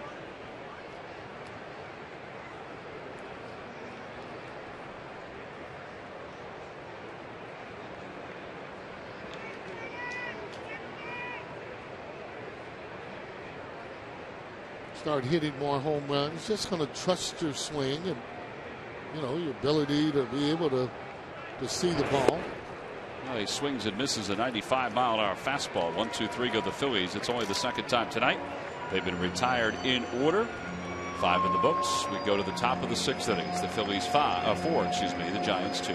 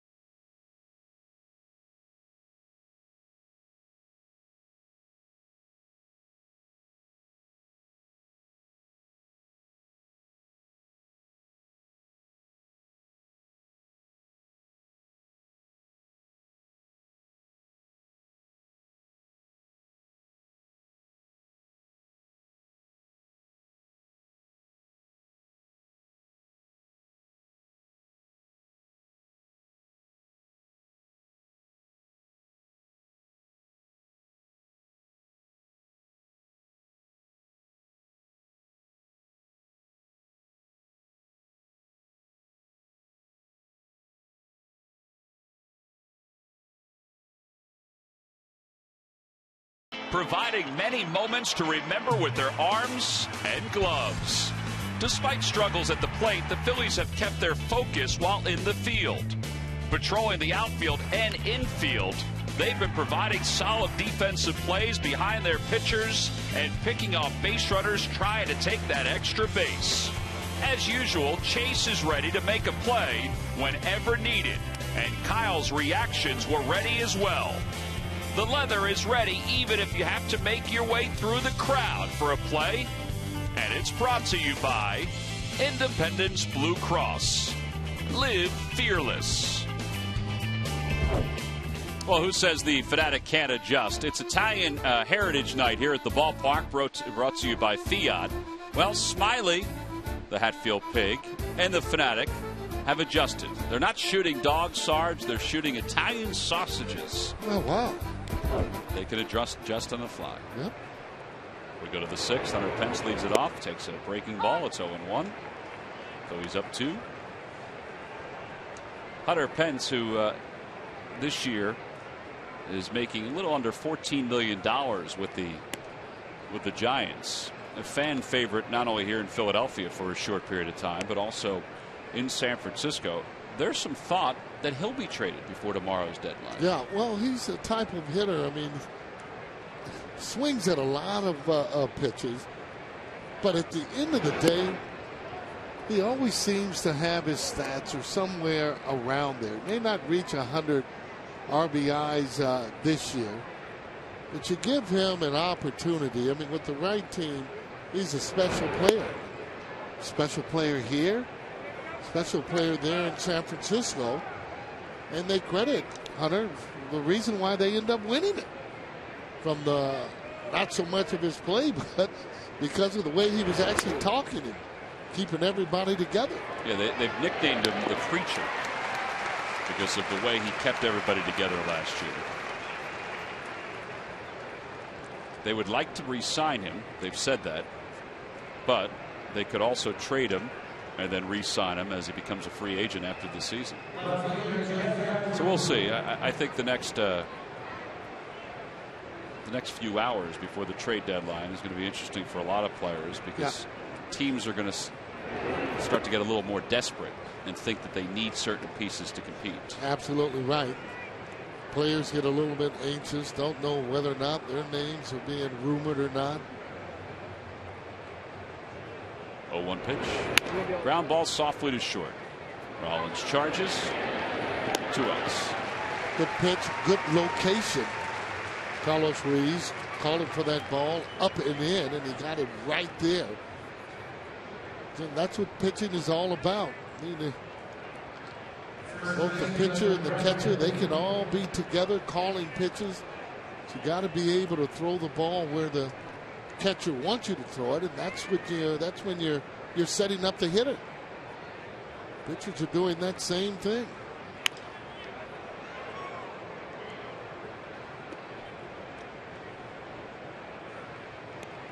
No balls and 1 strike. That one went into the second row.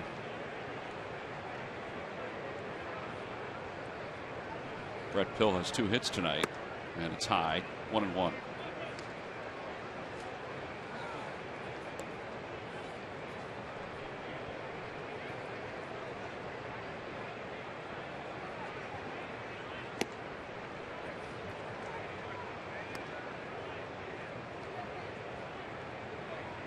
Giants had a chance to meet, as you see the distribution of outs for Lennon. Got a chance to meet yet again President Obama yesterday on the South Lawn. And they left saying to themselves that they finally, after what's been a long homestand, felt like the team that won the World Championship last year. Whether that pays off or not the rest of the year, psychologically, who knows? John Lannon tonight has kind of kept the Giants off balance for the most part, as he just worked his first 1-2-3 inning of the night to take us to the bottom of the 6th.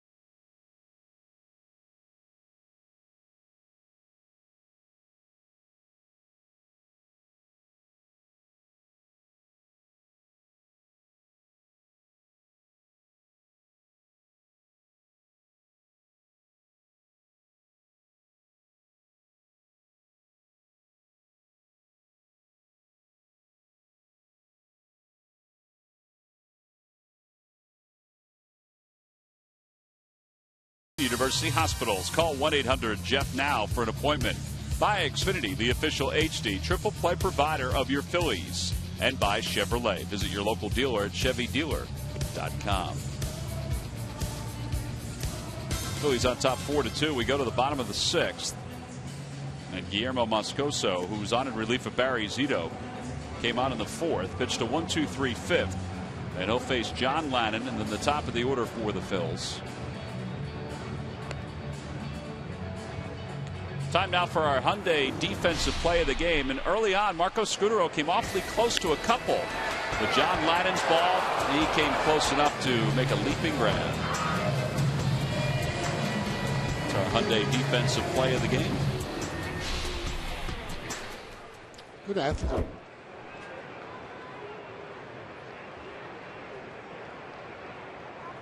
So Lannon will lead it off. He's 0 for 2.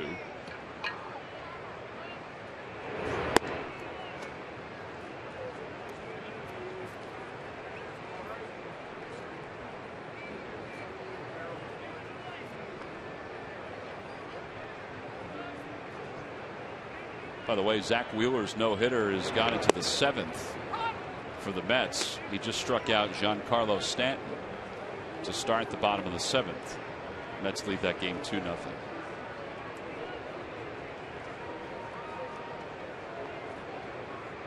One pitch to Lannon. 2-1.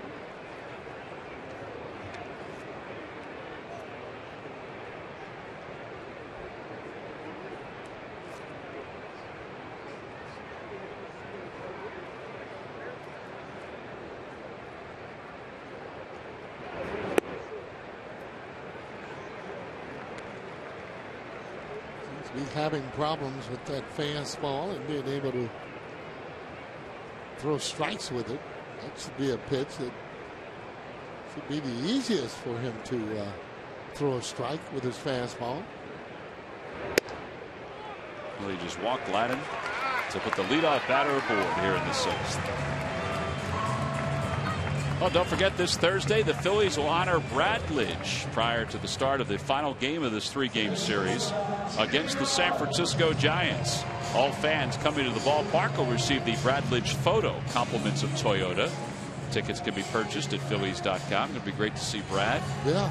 He'll meet with the members of the media prior to the game. We'll get a chance to talk to him at some point during the game. Brad had such a special 2008, just as the Phillies did. Rollins hits one in the air to right field. It's high, it's deep, but it's playable for Pence on the track, and he makes the catch. Just missing, hitting the ball out of the ballpark. Got it on the good part of the bat. It's one of those pitches that you'd like to have back. He's had some good swings tonight. Maybe not the first at bat, but since that time. He got the base hit his last time up. Actually, his two of his 3 outs have been fantastic swings. Yep, he's giving you that kind of look like, oh, I just cannot believe I missed that pitch. Michael Young's 1 for 2. And you know you've missed them because you've hit some before in that same spot that it was thrown. A lot of time just coming off just a little will cause you to not square the ball up.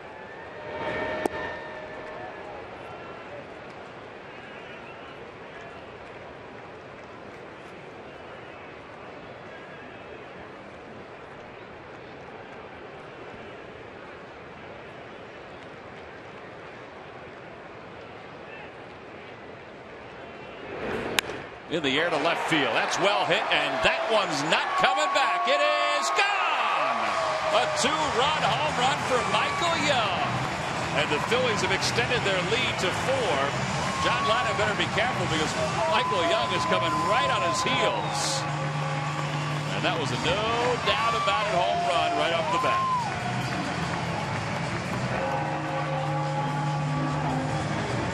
That particular pitch coming right back into his swing. He's been having problems throwing that fastball for a strike, so he starts it out a little further. Look at that. Boy, right there, no problem. It's just a classic swing there when you're ahead in the count. Didn't miss it. Solid. There's those eyes right down on it in the good part of the bat, reaching out. That ball is out of here. So the Phillies lead at 6-2. They've hit a couple home runs tonight. Michael Young, it's his 8th home run of the year. He has 34 RBIs, and he has scored a couple of runs to give him 40 for the season.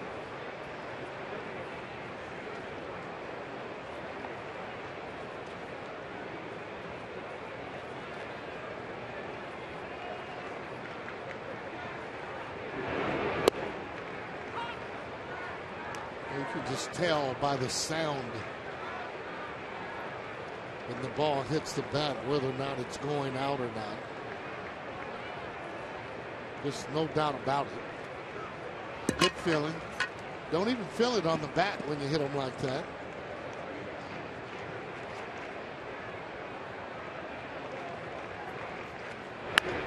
Grounded to second. Scudero's there.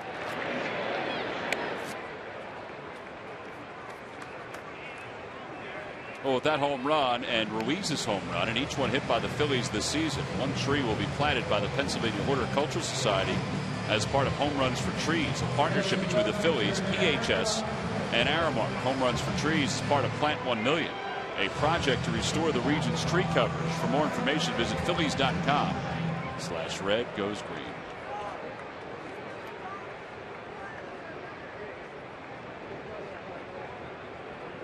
Darren Ruff is 0 for 2. Hit by a pitch his last time up.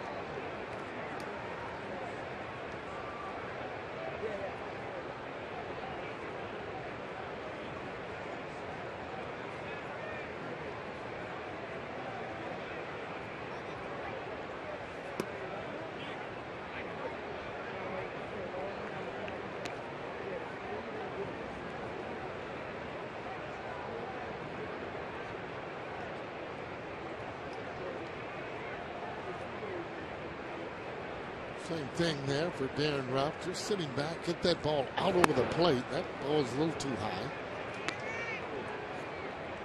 Don't feel too good or comfortable after a pitcher that you don't know in that area where he hit you, because that ball was still moving in.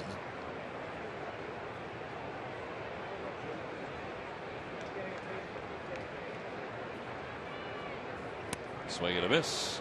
The other side is retired, but the Phillies score a couple more on a 2-run home run.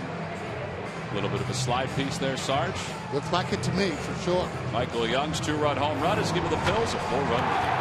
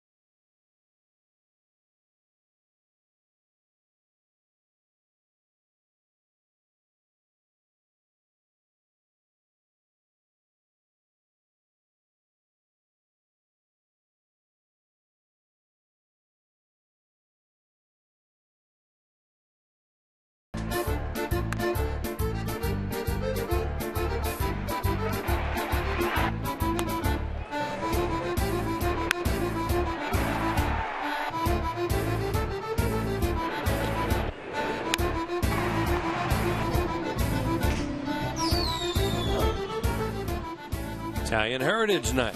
Fiat Italian Heritage Night, and the Phillies with a 6-2 lead. Figure they're going to get a couple home runs tonight. They were just due, and they've hit 2 of them in this ball game. And John Lannon done a nice job, gave up a couple of runs, one after 2 walks, but for the most part, he's pitched well and gotten his ground balls. Yeah, both RBIs are off the bat of Pablo Sandoval. He retired the side of Newer in the 6th inning. Quiros leads it off, and he fouls it off. 1 ball and 1 strike to the Giants catcher, who's catching tonight because Buster Posey just wasn't feeling well. He was in the original starting lineup and felt ill, so they scratched him. Yeah, and you know, boy, Posey's one of those guys. He must not feel well because he plays. He's having another really good year. Not many of those guys are having real good years, but he is. Yeah, 0 for his last 18 and 1 for his last 23. Yeah, and up until that time.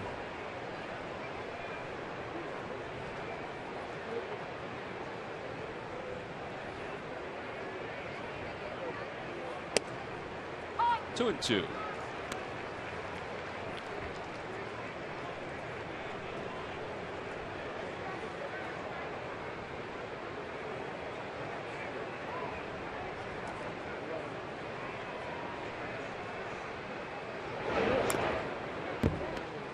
Quiros just gets a piece of it. Quiros the pitcher spot, and Gregor Blanco's out in the on-deck circle. And then Arias due up as we begin the 7th.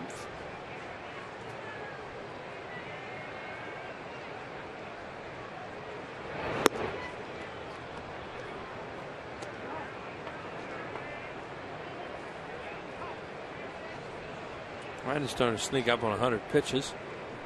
They would really want to get him through this 7th inning.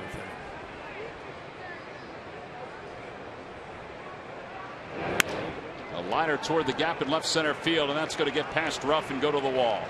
Quiros on his way to second, and he'll be there with his 7th double of the season.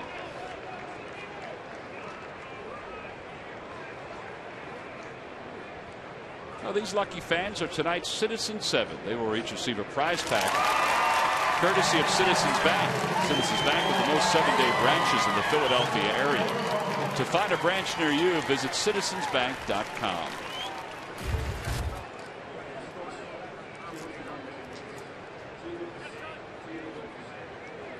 So now Gregor Blanco will pinch hit for Moscoso.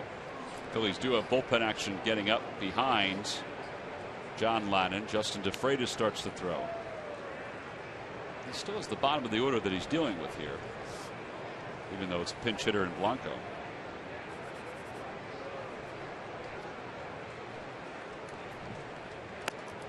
Well, they've obviously had a lot of problems lately. One of them has been their bullpen. And I think they figure they get to Bastardo and Papelbon, they're a little more comfortable. But before that, they're not. So that's why, point being, they really want to get him through 7.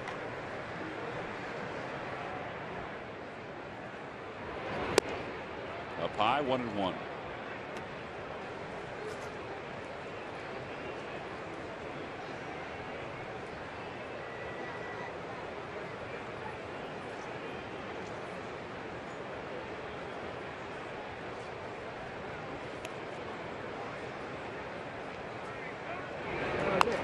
Little dribbler up the first base side, picked up by Lannon, and he gets the out over to third.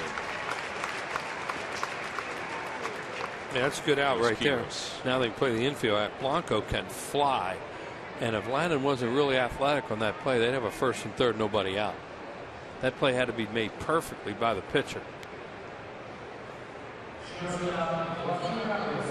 So Joaquin Arias is up. Arias was up one time so far. He struck out. Watch this play by Lannon. He jumps off here really well, and he doesn't panic. He gloved it and threw to first. Almost thought he just barehanded the way that Blanco can run, but he felt he could transfer, and he did. Arias hits one off the end of the bat softly towards second. Utley charges. They'll get the out. Run scores, even though Quiros waited before he came home. He wasn't going on contact. So an RBI, and it's now a 6-3 ball game. Well, that's a catcher there at third base who doesn't run very well. And the one thing they didn't want to take any chance on is that that ball was hit hard enough that Utley didn't even think about coming home, even though they figured he wouldn't with a 4-run lead. So that's why he hesitates between third and the plate, and he watches it to see it dribbling out towards second, and Utley's not going to make a play anywhere except the first. Then he came home. That's one of those, coach will talk to a runner about that. That's a read and react play. So top of the order, Andres Torres. He takes strike one. Torres has scored a couple runs tonight. He's doubled. He's walked. He grounded out his last time.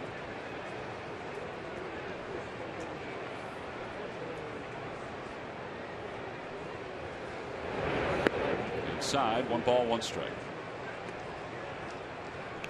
Over your scorecard, and normally when Lannon has this many ground balls, he's going to have a pretty good game. And he has a lot of ground ball outs again tonight.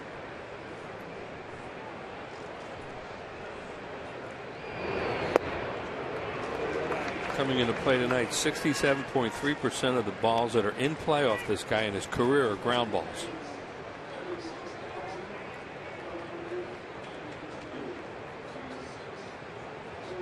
Here's the 1-2 pitch to Torres. Swing and a miss. He tied him up with a cutter. Good pitch from John Lannon. And the side is retired. He allows a run, but he's gotten through 7 with 103 pitches. His night may be done. It's time to stretch here in Philadelphia. And you can stretch off this strikeout by John Lannon of Andres Torres. And the Phillies lead it by 3.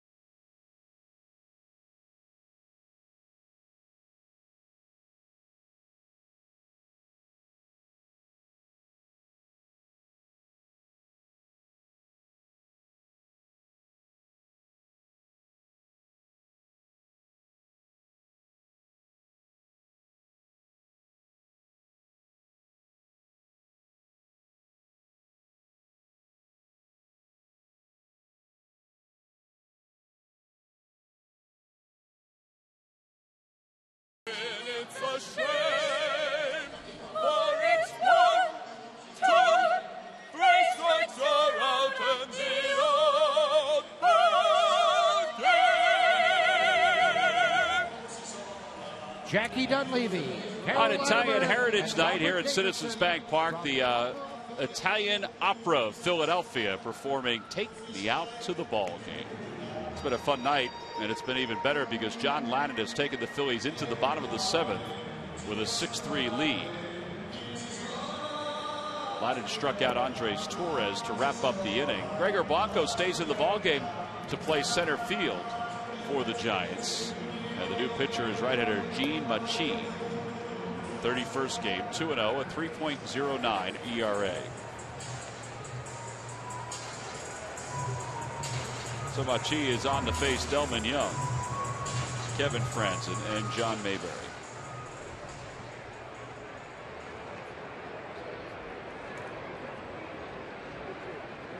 Well, that's where you figured they would go if they could get Lannon through 7. John did a really good job to accomplish that. And now they'll go to Bastardo, and they hope Papelbon and snap this, get rid of that snowman that they have right now, that 8-game losing streak. Delman tonight is 1 for 3, and he takes a strike on the outer edge, 0-1. Phillies have a ton of games coming up here at Citizens Bank Park. Well, they played a lot of road games, more than anybody in Major League Baseball, tied with Minnesota for the fewest home games. So although they're far under the 500 mark, it's 7 games under 500. And in 3rd place in the National League East, they can make up some ground here at home for the final couple months of the season. Now, where that leads them, well, they're far away from a playoff berth, obviously, right. But they can certainly turn their season into something a little more energetic for the final couple months of the season. Play a week of good games would be a start. Just good games.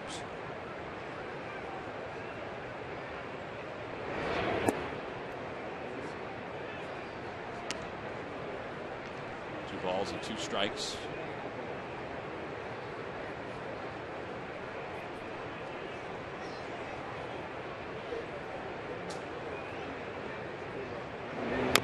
Delman swinging bunt up the third base line. Even with his speed, there's no chance to get it. He's aboard with his 2nd hit of the night. And that'll bring Kevin Franzen up with the Phillies on top by 3. And it also gives us a chance to take a look at the Major League Notebook with Fred Murphy. Murph, take it away. All right, thank you very much, T-Mac. Brought to you by Gwynedd Mercy College, of course. The Los Angeles Dodgers continuing to make some moves. According to several reports, they have signed former Giant closer Brian Wilson to a 1-year, $1 million deal. The object is to put him down in the minor leagues for about 2 weeks, and if all goes well, he'll be up on the Major League roster. And it's been a kind of a quiet day as the Major League trade deadline is upon us, but the Indians have acquired some bullpen help. They got Mark Zepchinski from St. Louis in a trade today. He is the left-handed reliever that they so desperately need. And don't count those Cleveland Indians out right now. They're playing some pretty good baseball. And guys, just 2.5 games behind those Detroit Tigers. So they're making moves today. It's amazing because we just saw as Martinez draws the throw, he's on the pinch run for Young. We just saw the Tigers, and we saw the Indians earlier this year, and they're a very good team. But as good as the Tigers have been, they have a very small lead in the division. Yeah, the Indians have really hung around, even though they had that really long losing streak, too. But they're right there, Murph. When you see the Tigers this weekend, they're like everybody else. They have holes. Absolutely. You know, it's really hard to find that team that is flawless out there. I'm not sure they exist in Major League Baseball, so everybody thinks they're in it, and certainly just 2.5 games back, the Indians believe they are. Arias throws out Franzen, 1 out here in the 7th. Well, you could say the same thing about the Pirates and the Cardinals. Now, the Pirates won game 1 of their doubleheader, so they've taken over first place in the National League Central. We saw the Cardinals last week, and in our eyes, there wasn't a better team in baseball, and they've lost 5 straight. They can't hit all of a sudden. They cannot score runs. What they lose, 2-1 the first game? 2-1 in the first game. So they got 1 run again. And they're trailing 1-0 in game 2. They went down to Atlanta and just basically got shut down by the Braves. 1 away, runner at second. John Mayberry's up.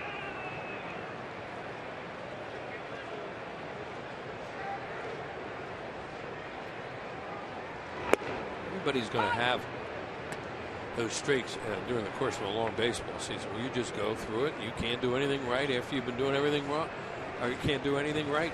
And you were doing everything right for a long time. And they're going through that right now. And the key is when do you go through it? And you don't want to go through it the last week of the season.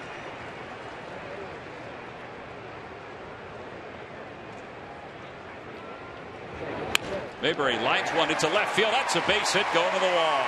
Martinez is going to coast home from second. And Mayberry will pull into second with an RBI double. It's a 7-3 Phillies lead. It's turned out to be a nice night for John Mayberry. Yeah, he has a bases loaded walk, an RBI, a single, and a run scored, now a double and an RBI. He got a fastball a little bit down and in and just dropped the head on it. And that ball had hook on it the minute he hit it into the corner.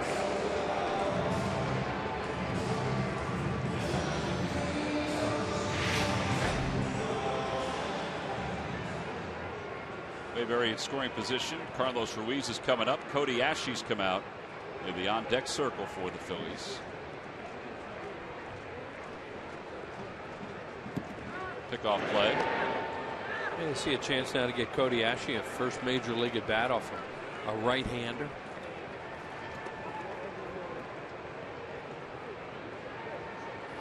I wonder what he's thinking right now. He always what goes through a guy's head the first time he comes up to big leagues. He's pretty calm today. You know, he took infield with everybody else before BP. Well, one thing he has in his favor is he knows a lot of these guys because he was around all spring. Well, not all spring, but around a good portion of spring training. And a lot of them really took to it. That ball's back toward the middle softly. Scudero's got it. And he throws Ruiz out over to third, Mayberry. There are 2 outs. And ladies and gentlemen, the major league debut for Cody Asche is about to take place. John Lennon. Number 25, Cody Asche.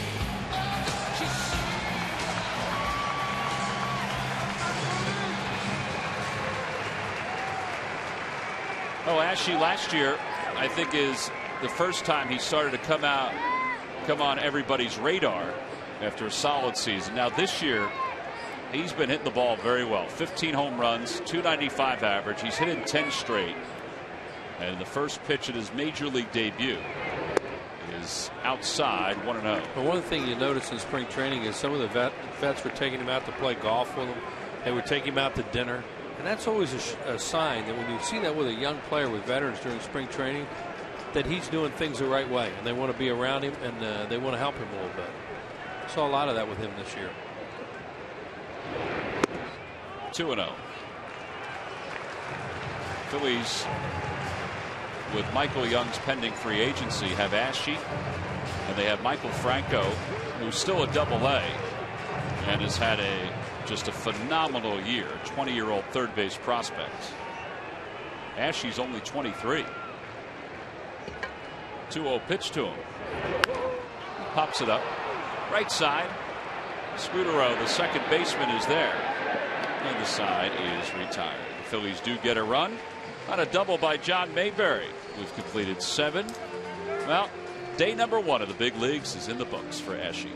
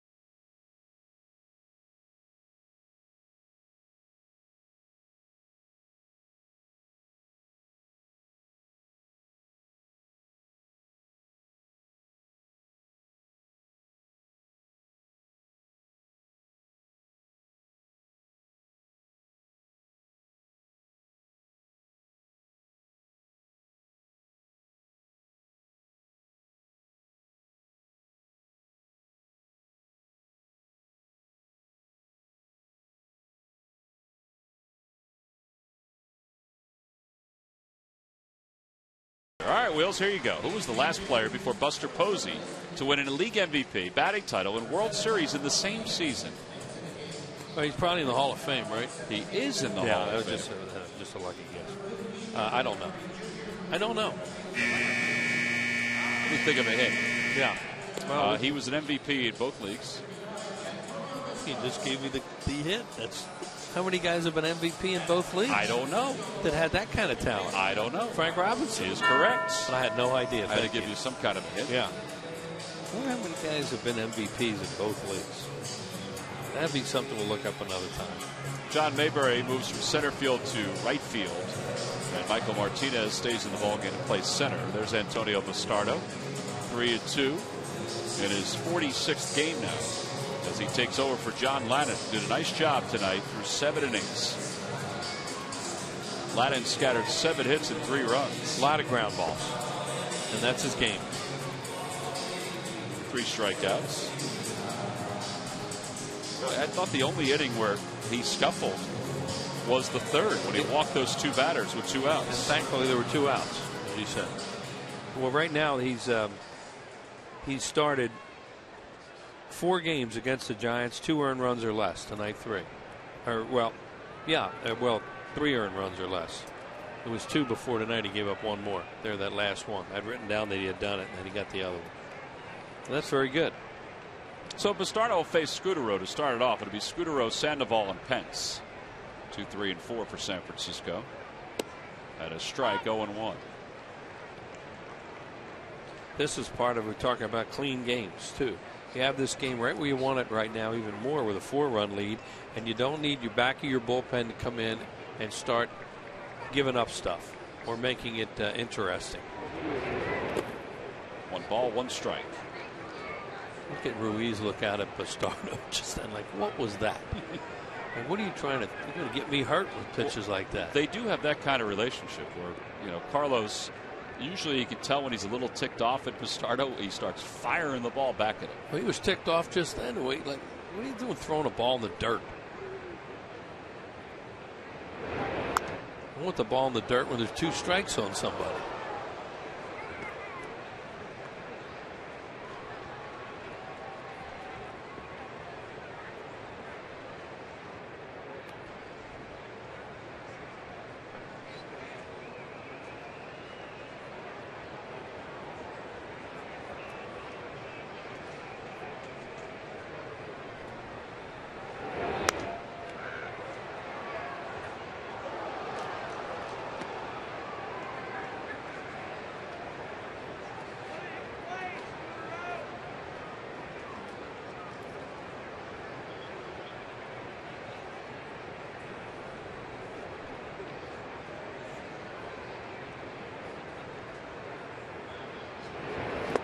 Dirt, 2-2.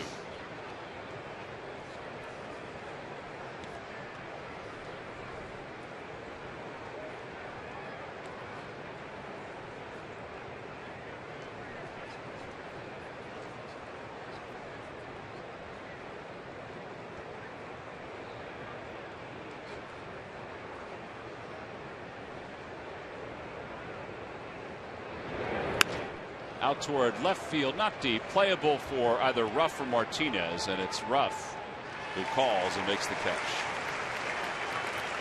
1 out. Pablo Sandoval's coming up.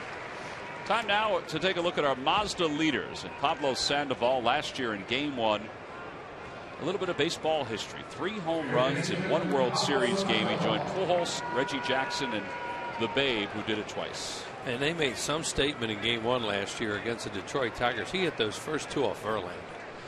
And Verlander's out there throwing 95, 96, and he hits 2 balls out of the park. And the Tigers had a look in their eye like, what's that all about? Nobody's done that to us. Not to this pitcher. Yeah, they went on to sweep the Tigers. And it was a little intimidating right out of the chute when they did that to them. To their guy. To a guy like Verlander.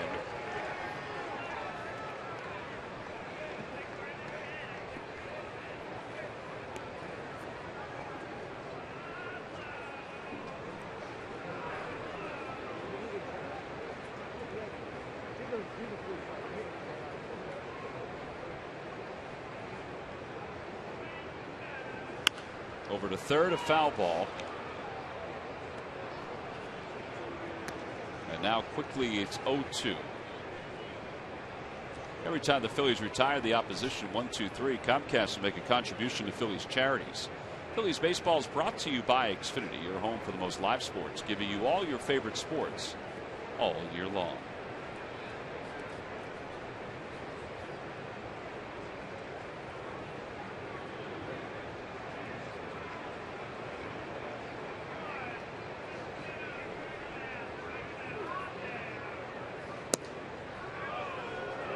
Fish, we're almost biting on that one. Yeah, I tried to throw him a little breaking ball there, and Sandoval held up on it.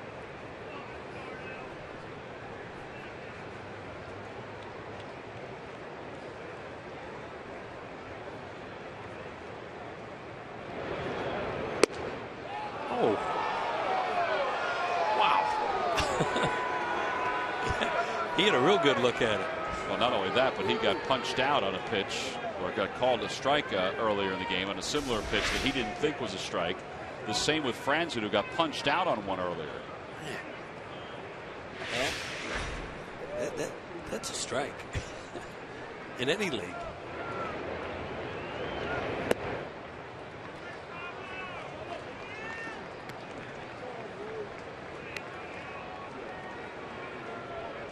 And I think Sandoval would have walked away because he really fooled him with that. So Chooch do a real good job working him away as Pence waits, working him away, slider, and then throwing that, sneaking inside with a fastball into Frozen. Got him. Doing the slider upstairs. 2 outs here in the 8th.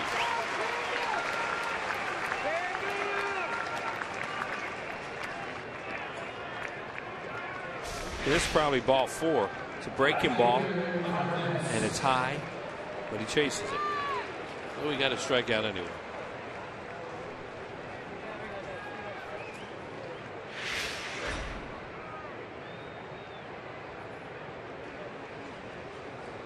Betts is 0 for 3.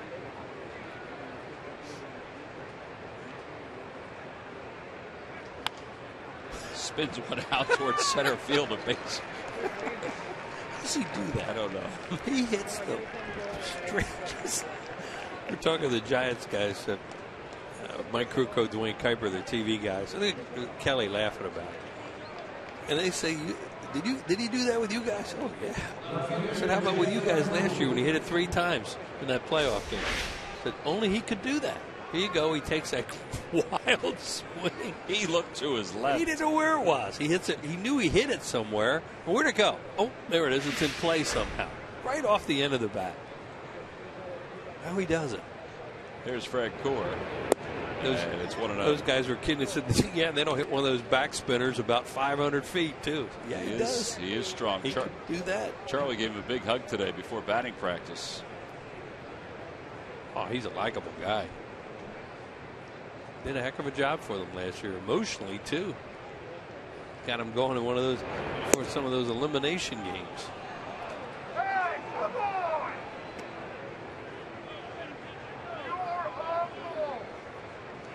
Never, ever, ever teach any aspect of his game to anybody, and it all works in his package.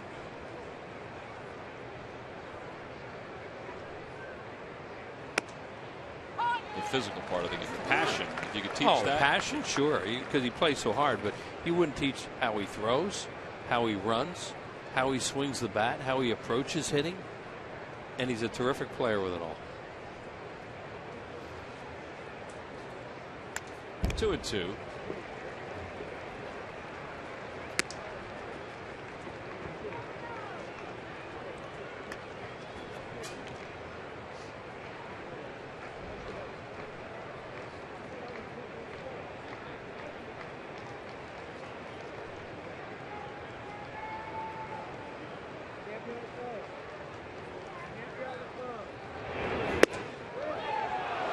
Just not going to get that pitch anymore.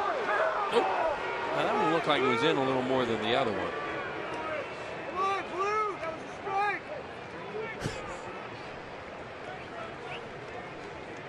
Ask Fred Gore!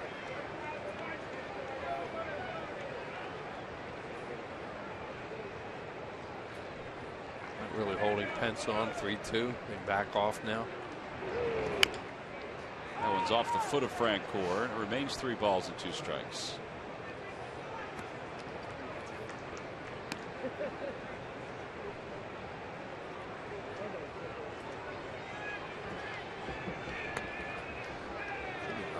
Void out at shortstop right now, because you said he got called out on something. Those both those looked like they should have been strikeout pitches that were closer than the one he got called out. Yeah, he got called as a strike. Franzen got called out on a strike. Yeah.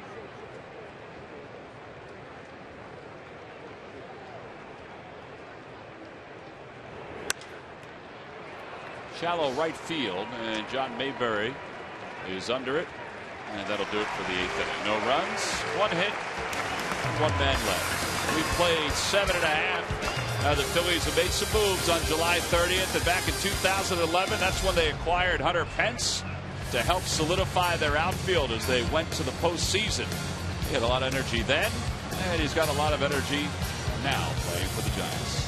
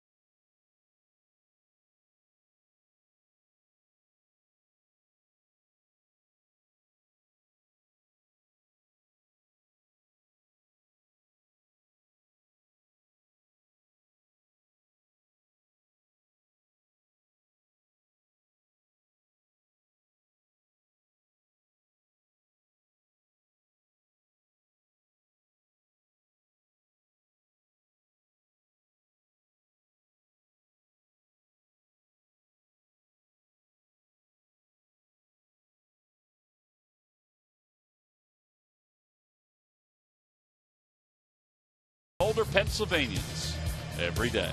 And by Toyota. See where Toyota takes you. Test drive one at your Toyota dealer. Toyota, let's go places. Italian Heritage Night, and Dean Martin singing just now, singing S'amore. Boy, he did a great job with that song. Jimmy Rollins leads it off. Did you see Dean Martin in Cannonball Run? Did you watch that movie? You didn't see that with Sammy Davis Jr.? Dom DeLuise? No. You didn't see that? No. Terry Bradshaw was in it? I saw him in a lot of Martin and Lewis movies, though. They were funny. Cannonball Run was funny. Yeah. Dean Martin was funny in a lot of ways. He's such a talented guy. Sing. Had that. he could play that. The Dean Martin show is one of the funniest shows ever on television. I still think it is. And they replay that. There's some replays of them once in a while. They're a riot. Ground ball to first. And Rollins is retired. 3 unassisted. 1 out here at the bottom of the 8th. Michael Young's coming up. His real name was Dino Crissetti from Steubenville, Ohio. What a career he had. I will say that sometimes when you're flipping through the channels, they are selling the Dean Martin Variety Hour, whatever it was called. I don't know what it was called. And they show excerpts of it. It was funny. Tom, he had a way of, well, first of all, everybody brought on cracked him up. He had such a good time because he didn't really care. He just had a good time for an hour, and the show was very entertaining. Well, adding to your list of movies that you're going to watch in the offseason, Bad News Bears, the original. Right. You can add Cannonball Run in 1 and 2 if you want to. I'm taking notes. Good.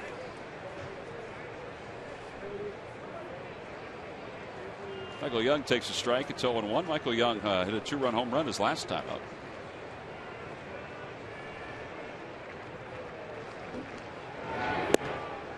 ball and 1 strike.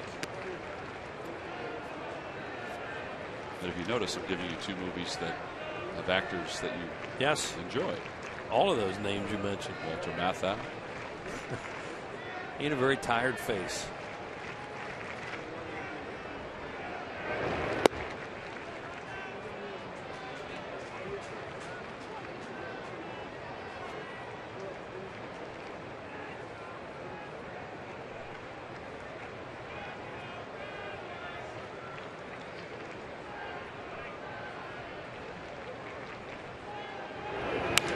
Out toward right field. It's not deep. Pence coming in.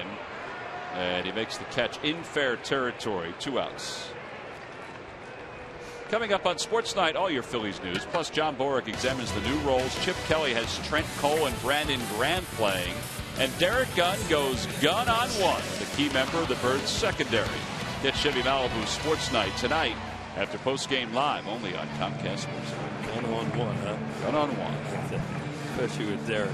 Gun on 1. He's a good man. We don't get to see him much anymore. He used to be around us, around here a little bit, but got that Eagles beat now. But a good reporter. Football all the time. Yeah, he does a great job. Here's Utley. Utley singled and scored in the first. Outside, 1 ball, no strikes.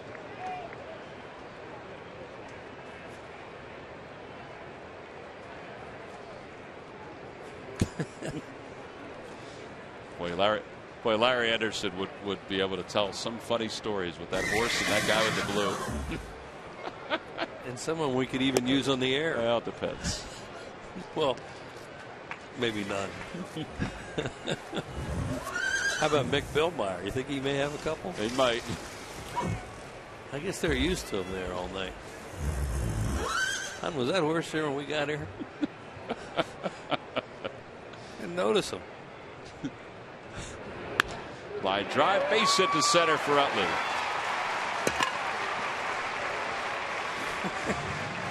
Utley has 2 hits tonight. Well, here comes Darren Ruff. What did you do last night? We went to see the Phillies and they beat the Giants. We sat beside a guy with a horse head. I guess there are worse things that somebody could be wearing. Yeah. I always wonder what makes you think, as you're preparing to go to the game, that you would think that you should wear that. Well, both of those outfits. I don't know. Maybe it has something to do with Italian Heritage Night, talking about the Godfather movie or something. I know I'm reaching a little bit now. I don't know how you are, but it's funny. Saw that movie. I'm happy to hear that.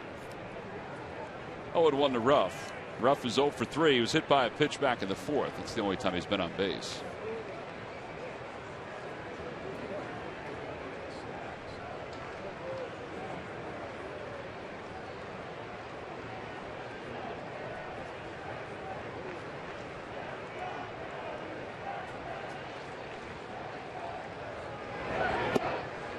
Can't hold up, and it's 0-2.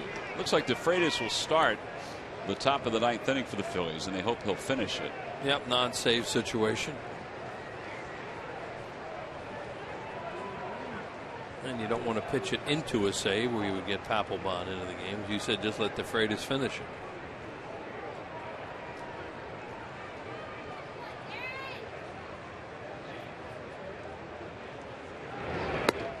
A swing and a miss, and Ruff is struck out for the 3rd time tonight. Phillies are retired here in the 8th. No runs, 1 hit, and 1 man left. We've completed 8 on to the 9th. The horse is up on its feet. I don't know what kind of message that says.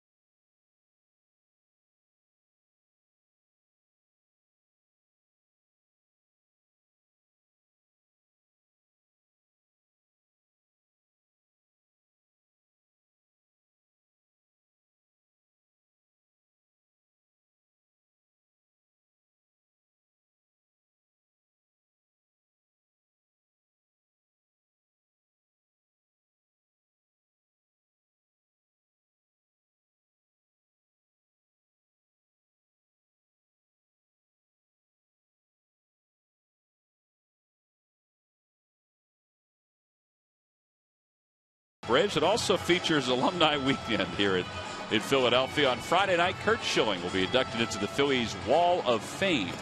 Saturday, all the alums will be introduced prior to the game. And then Sunday, an 8:05 start because of national television. All fans coming to the ballpark that night will receive a commemorative NL pennant from the 1993 season. We go to the top of the ninth inning. Justin DeFreitas will take over for Antonio Bastardo as the Phillies try to end an 8-game losing streak. Now they try to start this 9-game homestand on a good note. And throw a 5-game losing streak on San Francisco. Papelbon starts the throw just in case he's needed here in the ninth inning. I don't think the leash will be too long for DeFreitas. First pitch to Pill is taken for a strike. It's 0-1. Now you wonder if they would even wait for him to pitch it into a save situation. Well, let's not even think about that. Like, go get 3 outs and get out of here.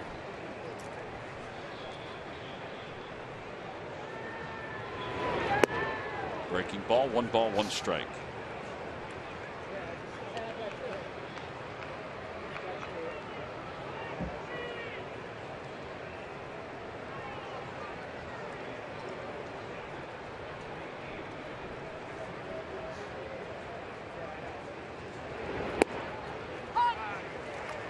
It's a good pitch from DeFreitas. It's 1 ball and 2 strikes. Yeah, this is where he has to get to the point in his career where he doesn't have to throw a perfect slider. He has a guy pulling off right now, a right-handed hitter. You throw a good one, he'll chase it. Now there you go. He chased it. They're going to say the ball hit the ground. No argument from Ruiz. He tried to sell it. Yeah, he did foul it, and it looked like it may have hit the ground. Charlie Manuel is going to argue it. Mick Billmeyer's asking for an appeal. And he's going to say he has it all the way. But he's a little upset with some of the balls and strikes tonight, so he's going to go out and I got it, Charlie. There you go. It was dirt that kicked up. Yeah, that's a close one. That's really close. And that's why they say, why don't you just check?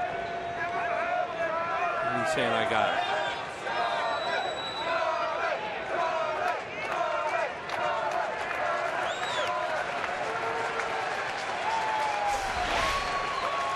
Really is tough to tell the way he smothers it here. Fouls it.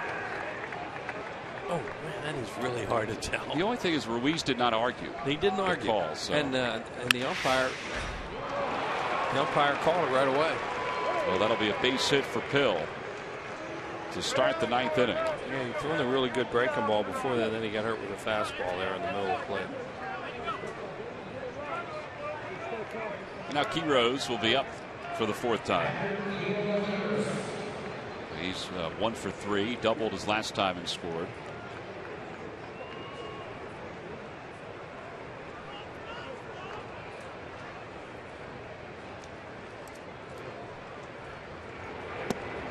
Oh, 0-1. Quiroz didn't think that was a strike.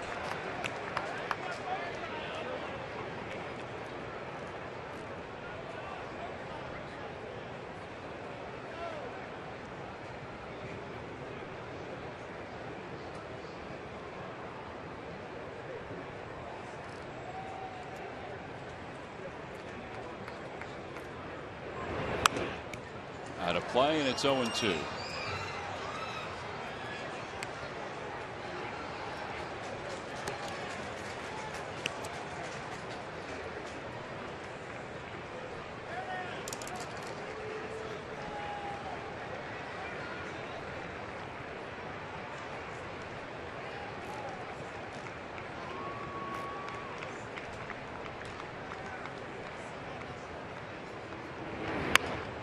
That'll be a foul ball past Roberto Kelly.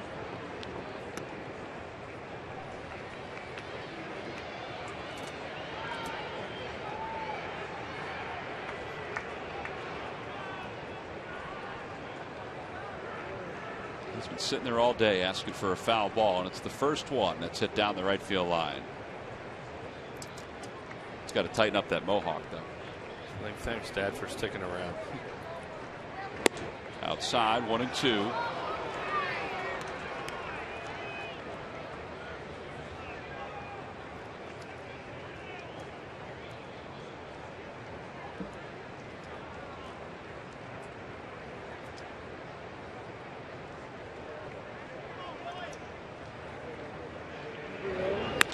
Out toward left field. Ruff is there. And he'll make the catch for the first out. That one was out toward the end of the bat for Quiros. Immediately after the game, stay tuned for Ricky Bottalico's analysis on John Lannon's performance against the Giants. Only on Cure Auto Insurance presents Phillies Postgame Live. Marshall Harris will be along to co-host with Ricky. Props to Marshall, by the way. You know, they do that standout star before each ball game. I think that's what it's called. And I apologize for not, if I didn't use the right terminology. But John Mayberry was Marshall Harris's standout star, and he has 2 hits, a walk, and 2 RBIs tonight. Good call. Now Marshall's probably back in the studio saying, you got to have a feel. Got to have a feel.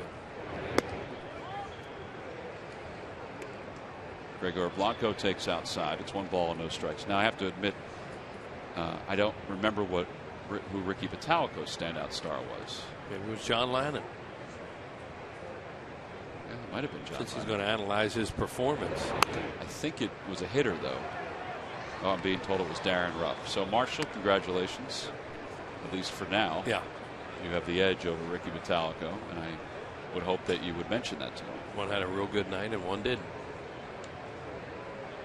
Although he did reach base safely for the 27th consecutive game. Right. Darren Ruff did. 1 ball, 1 strike to Gregor Blanco. Outside, 2-1.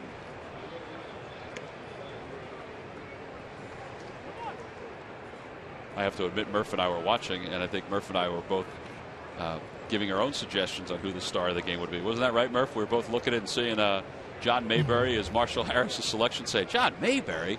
What about Chase Utley? I went with, no, I was saying Chooch. I thought he was going to hit a home run tonight. So. Sell it, buddy. Sell it. 2 outs here in the 9th inning. Hey, Murph, always remember it's in the delivery, and you did a great job with that. Thank you very much. I did think Chase Utley. Even though Barry Zito was on the Well, a right-handed hitter was a good pick tonight against a left-handed pitcher, yeah. Well, Justin DeFreitas is 1 out away from ending this 8-game losing streak. Joaquin Arias is 0 for 2. He has an RBI. Michael Young is even with the bag at third. Franzen holds the runner on at first. And the pitch to Arias. Ground ball toward third. Michael Young's got it. Flips over to second. And the 8-game losing streak is finally over, as the Phillies defeat the Giants 7-3 and get this 9-game homestand off on the right notes. Well, this was a good game all the way around for Charlie Manuel's team. They hit some home runs, 2. Carlos Ruiz hit his first. And Mike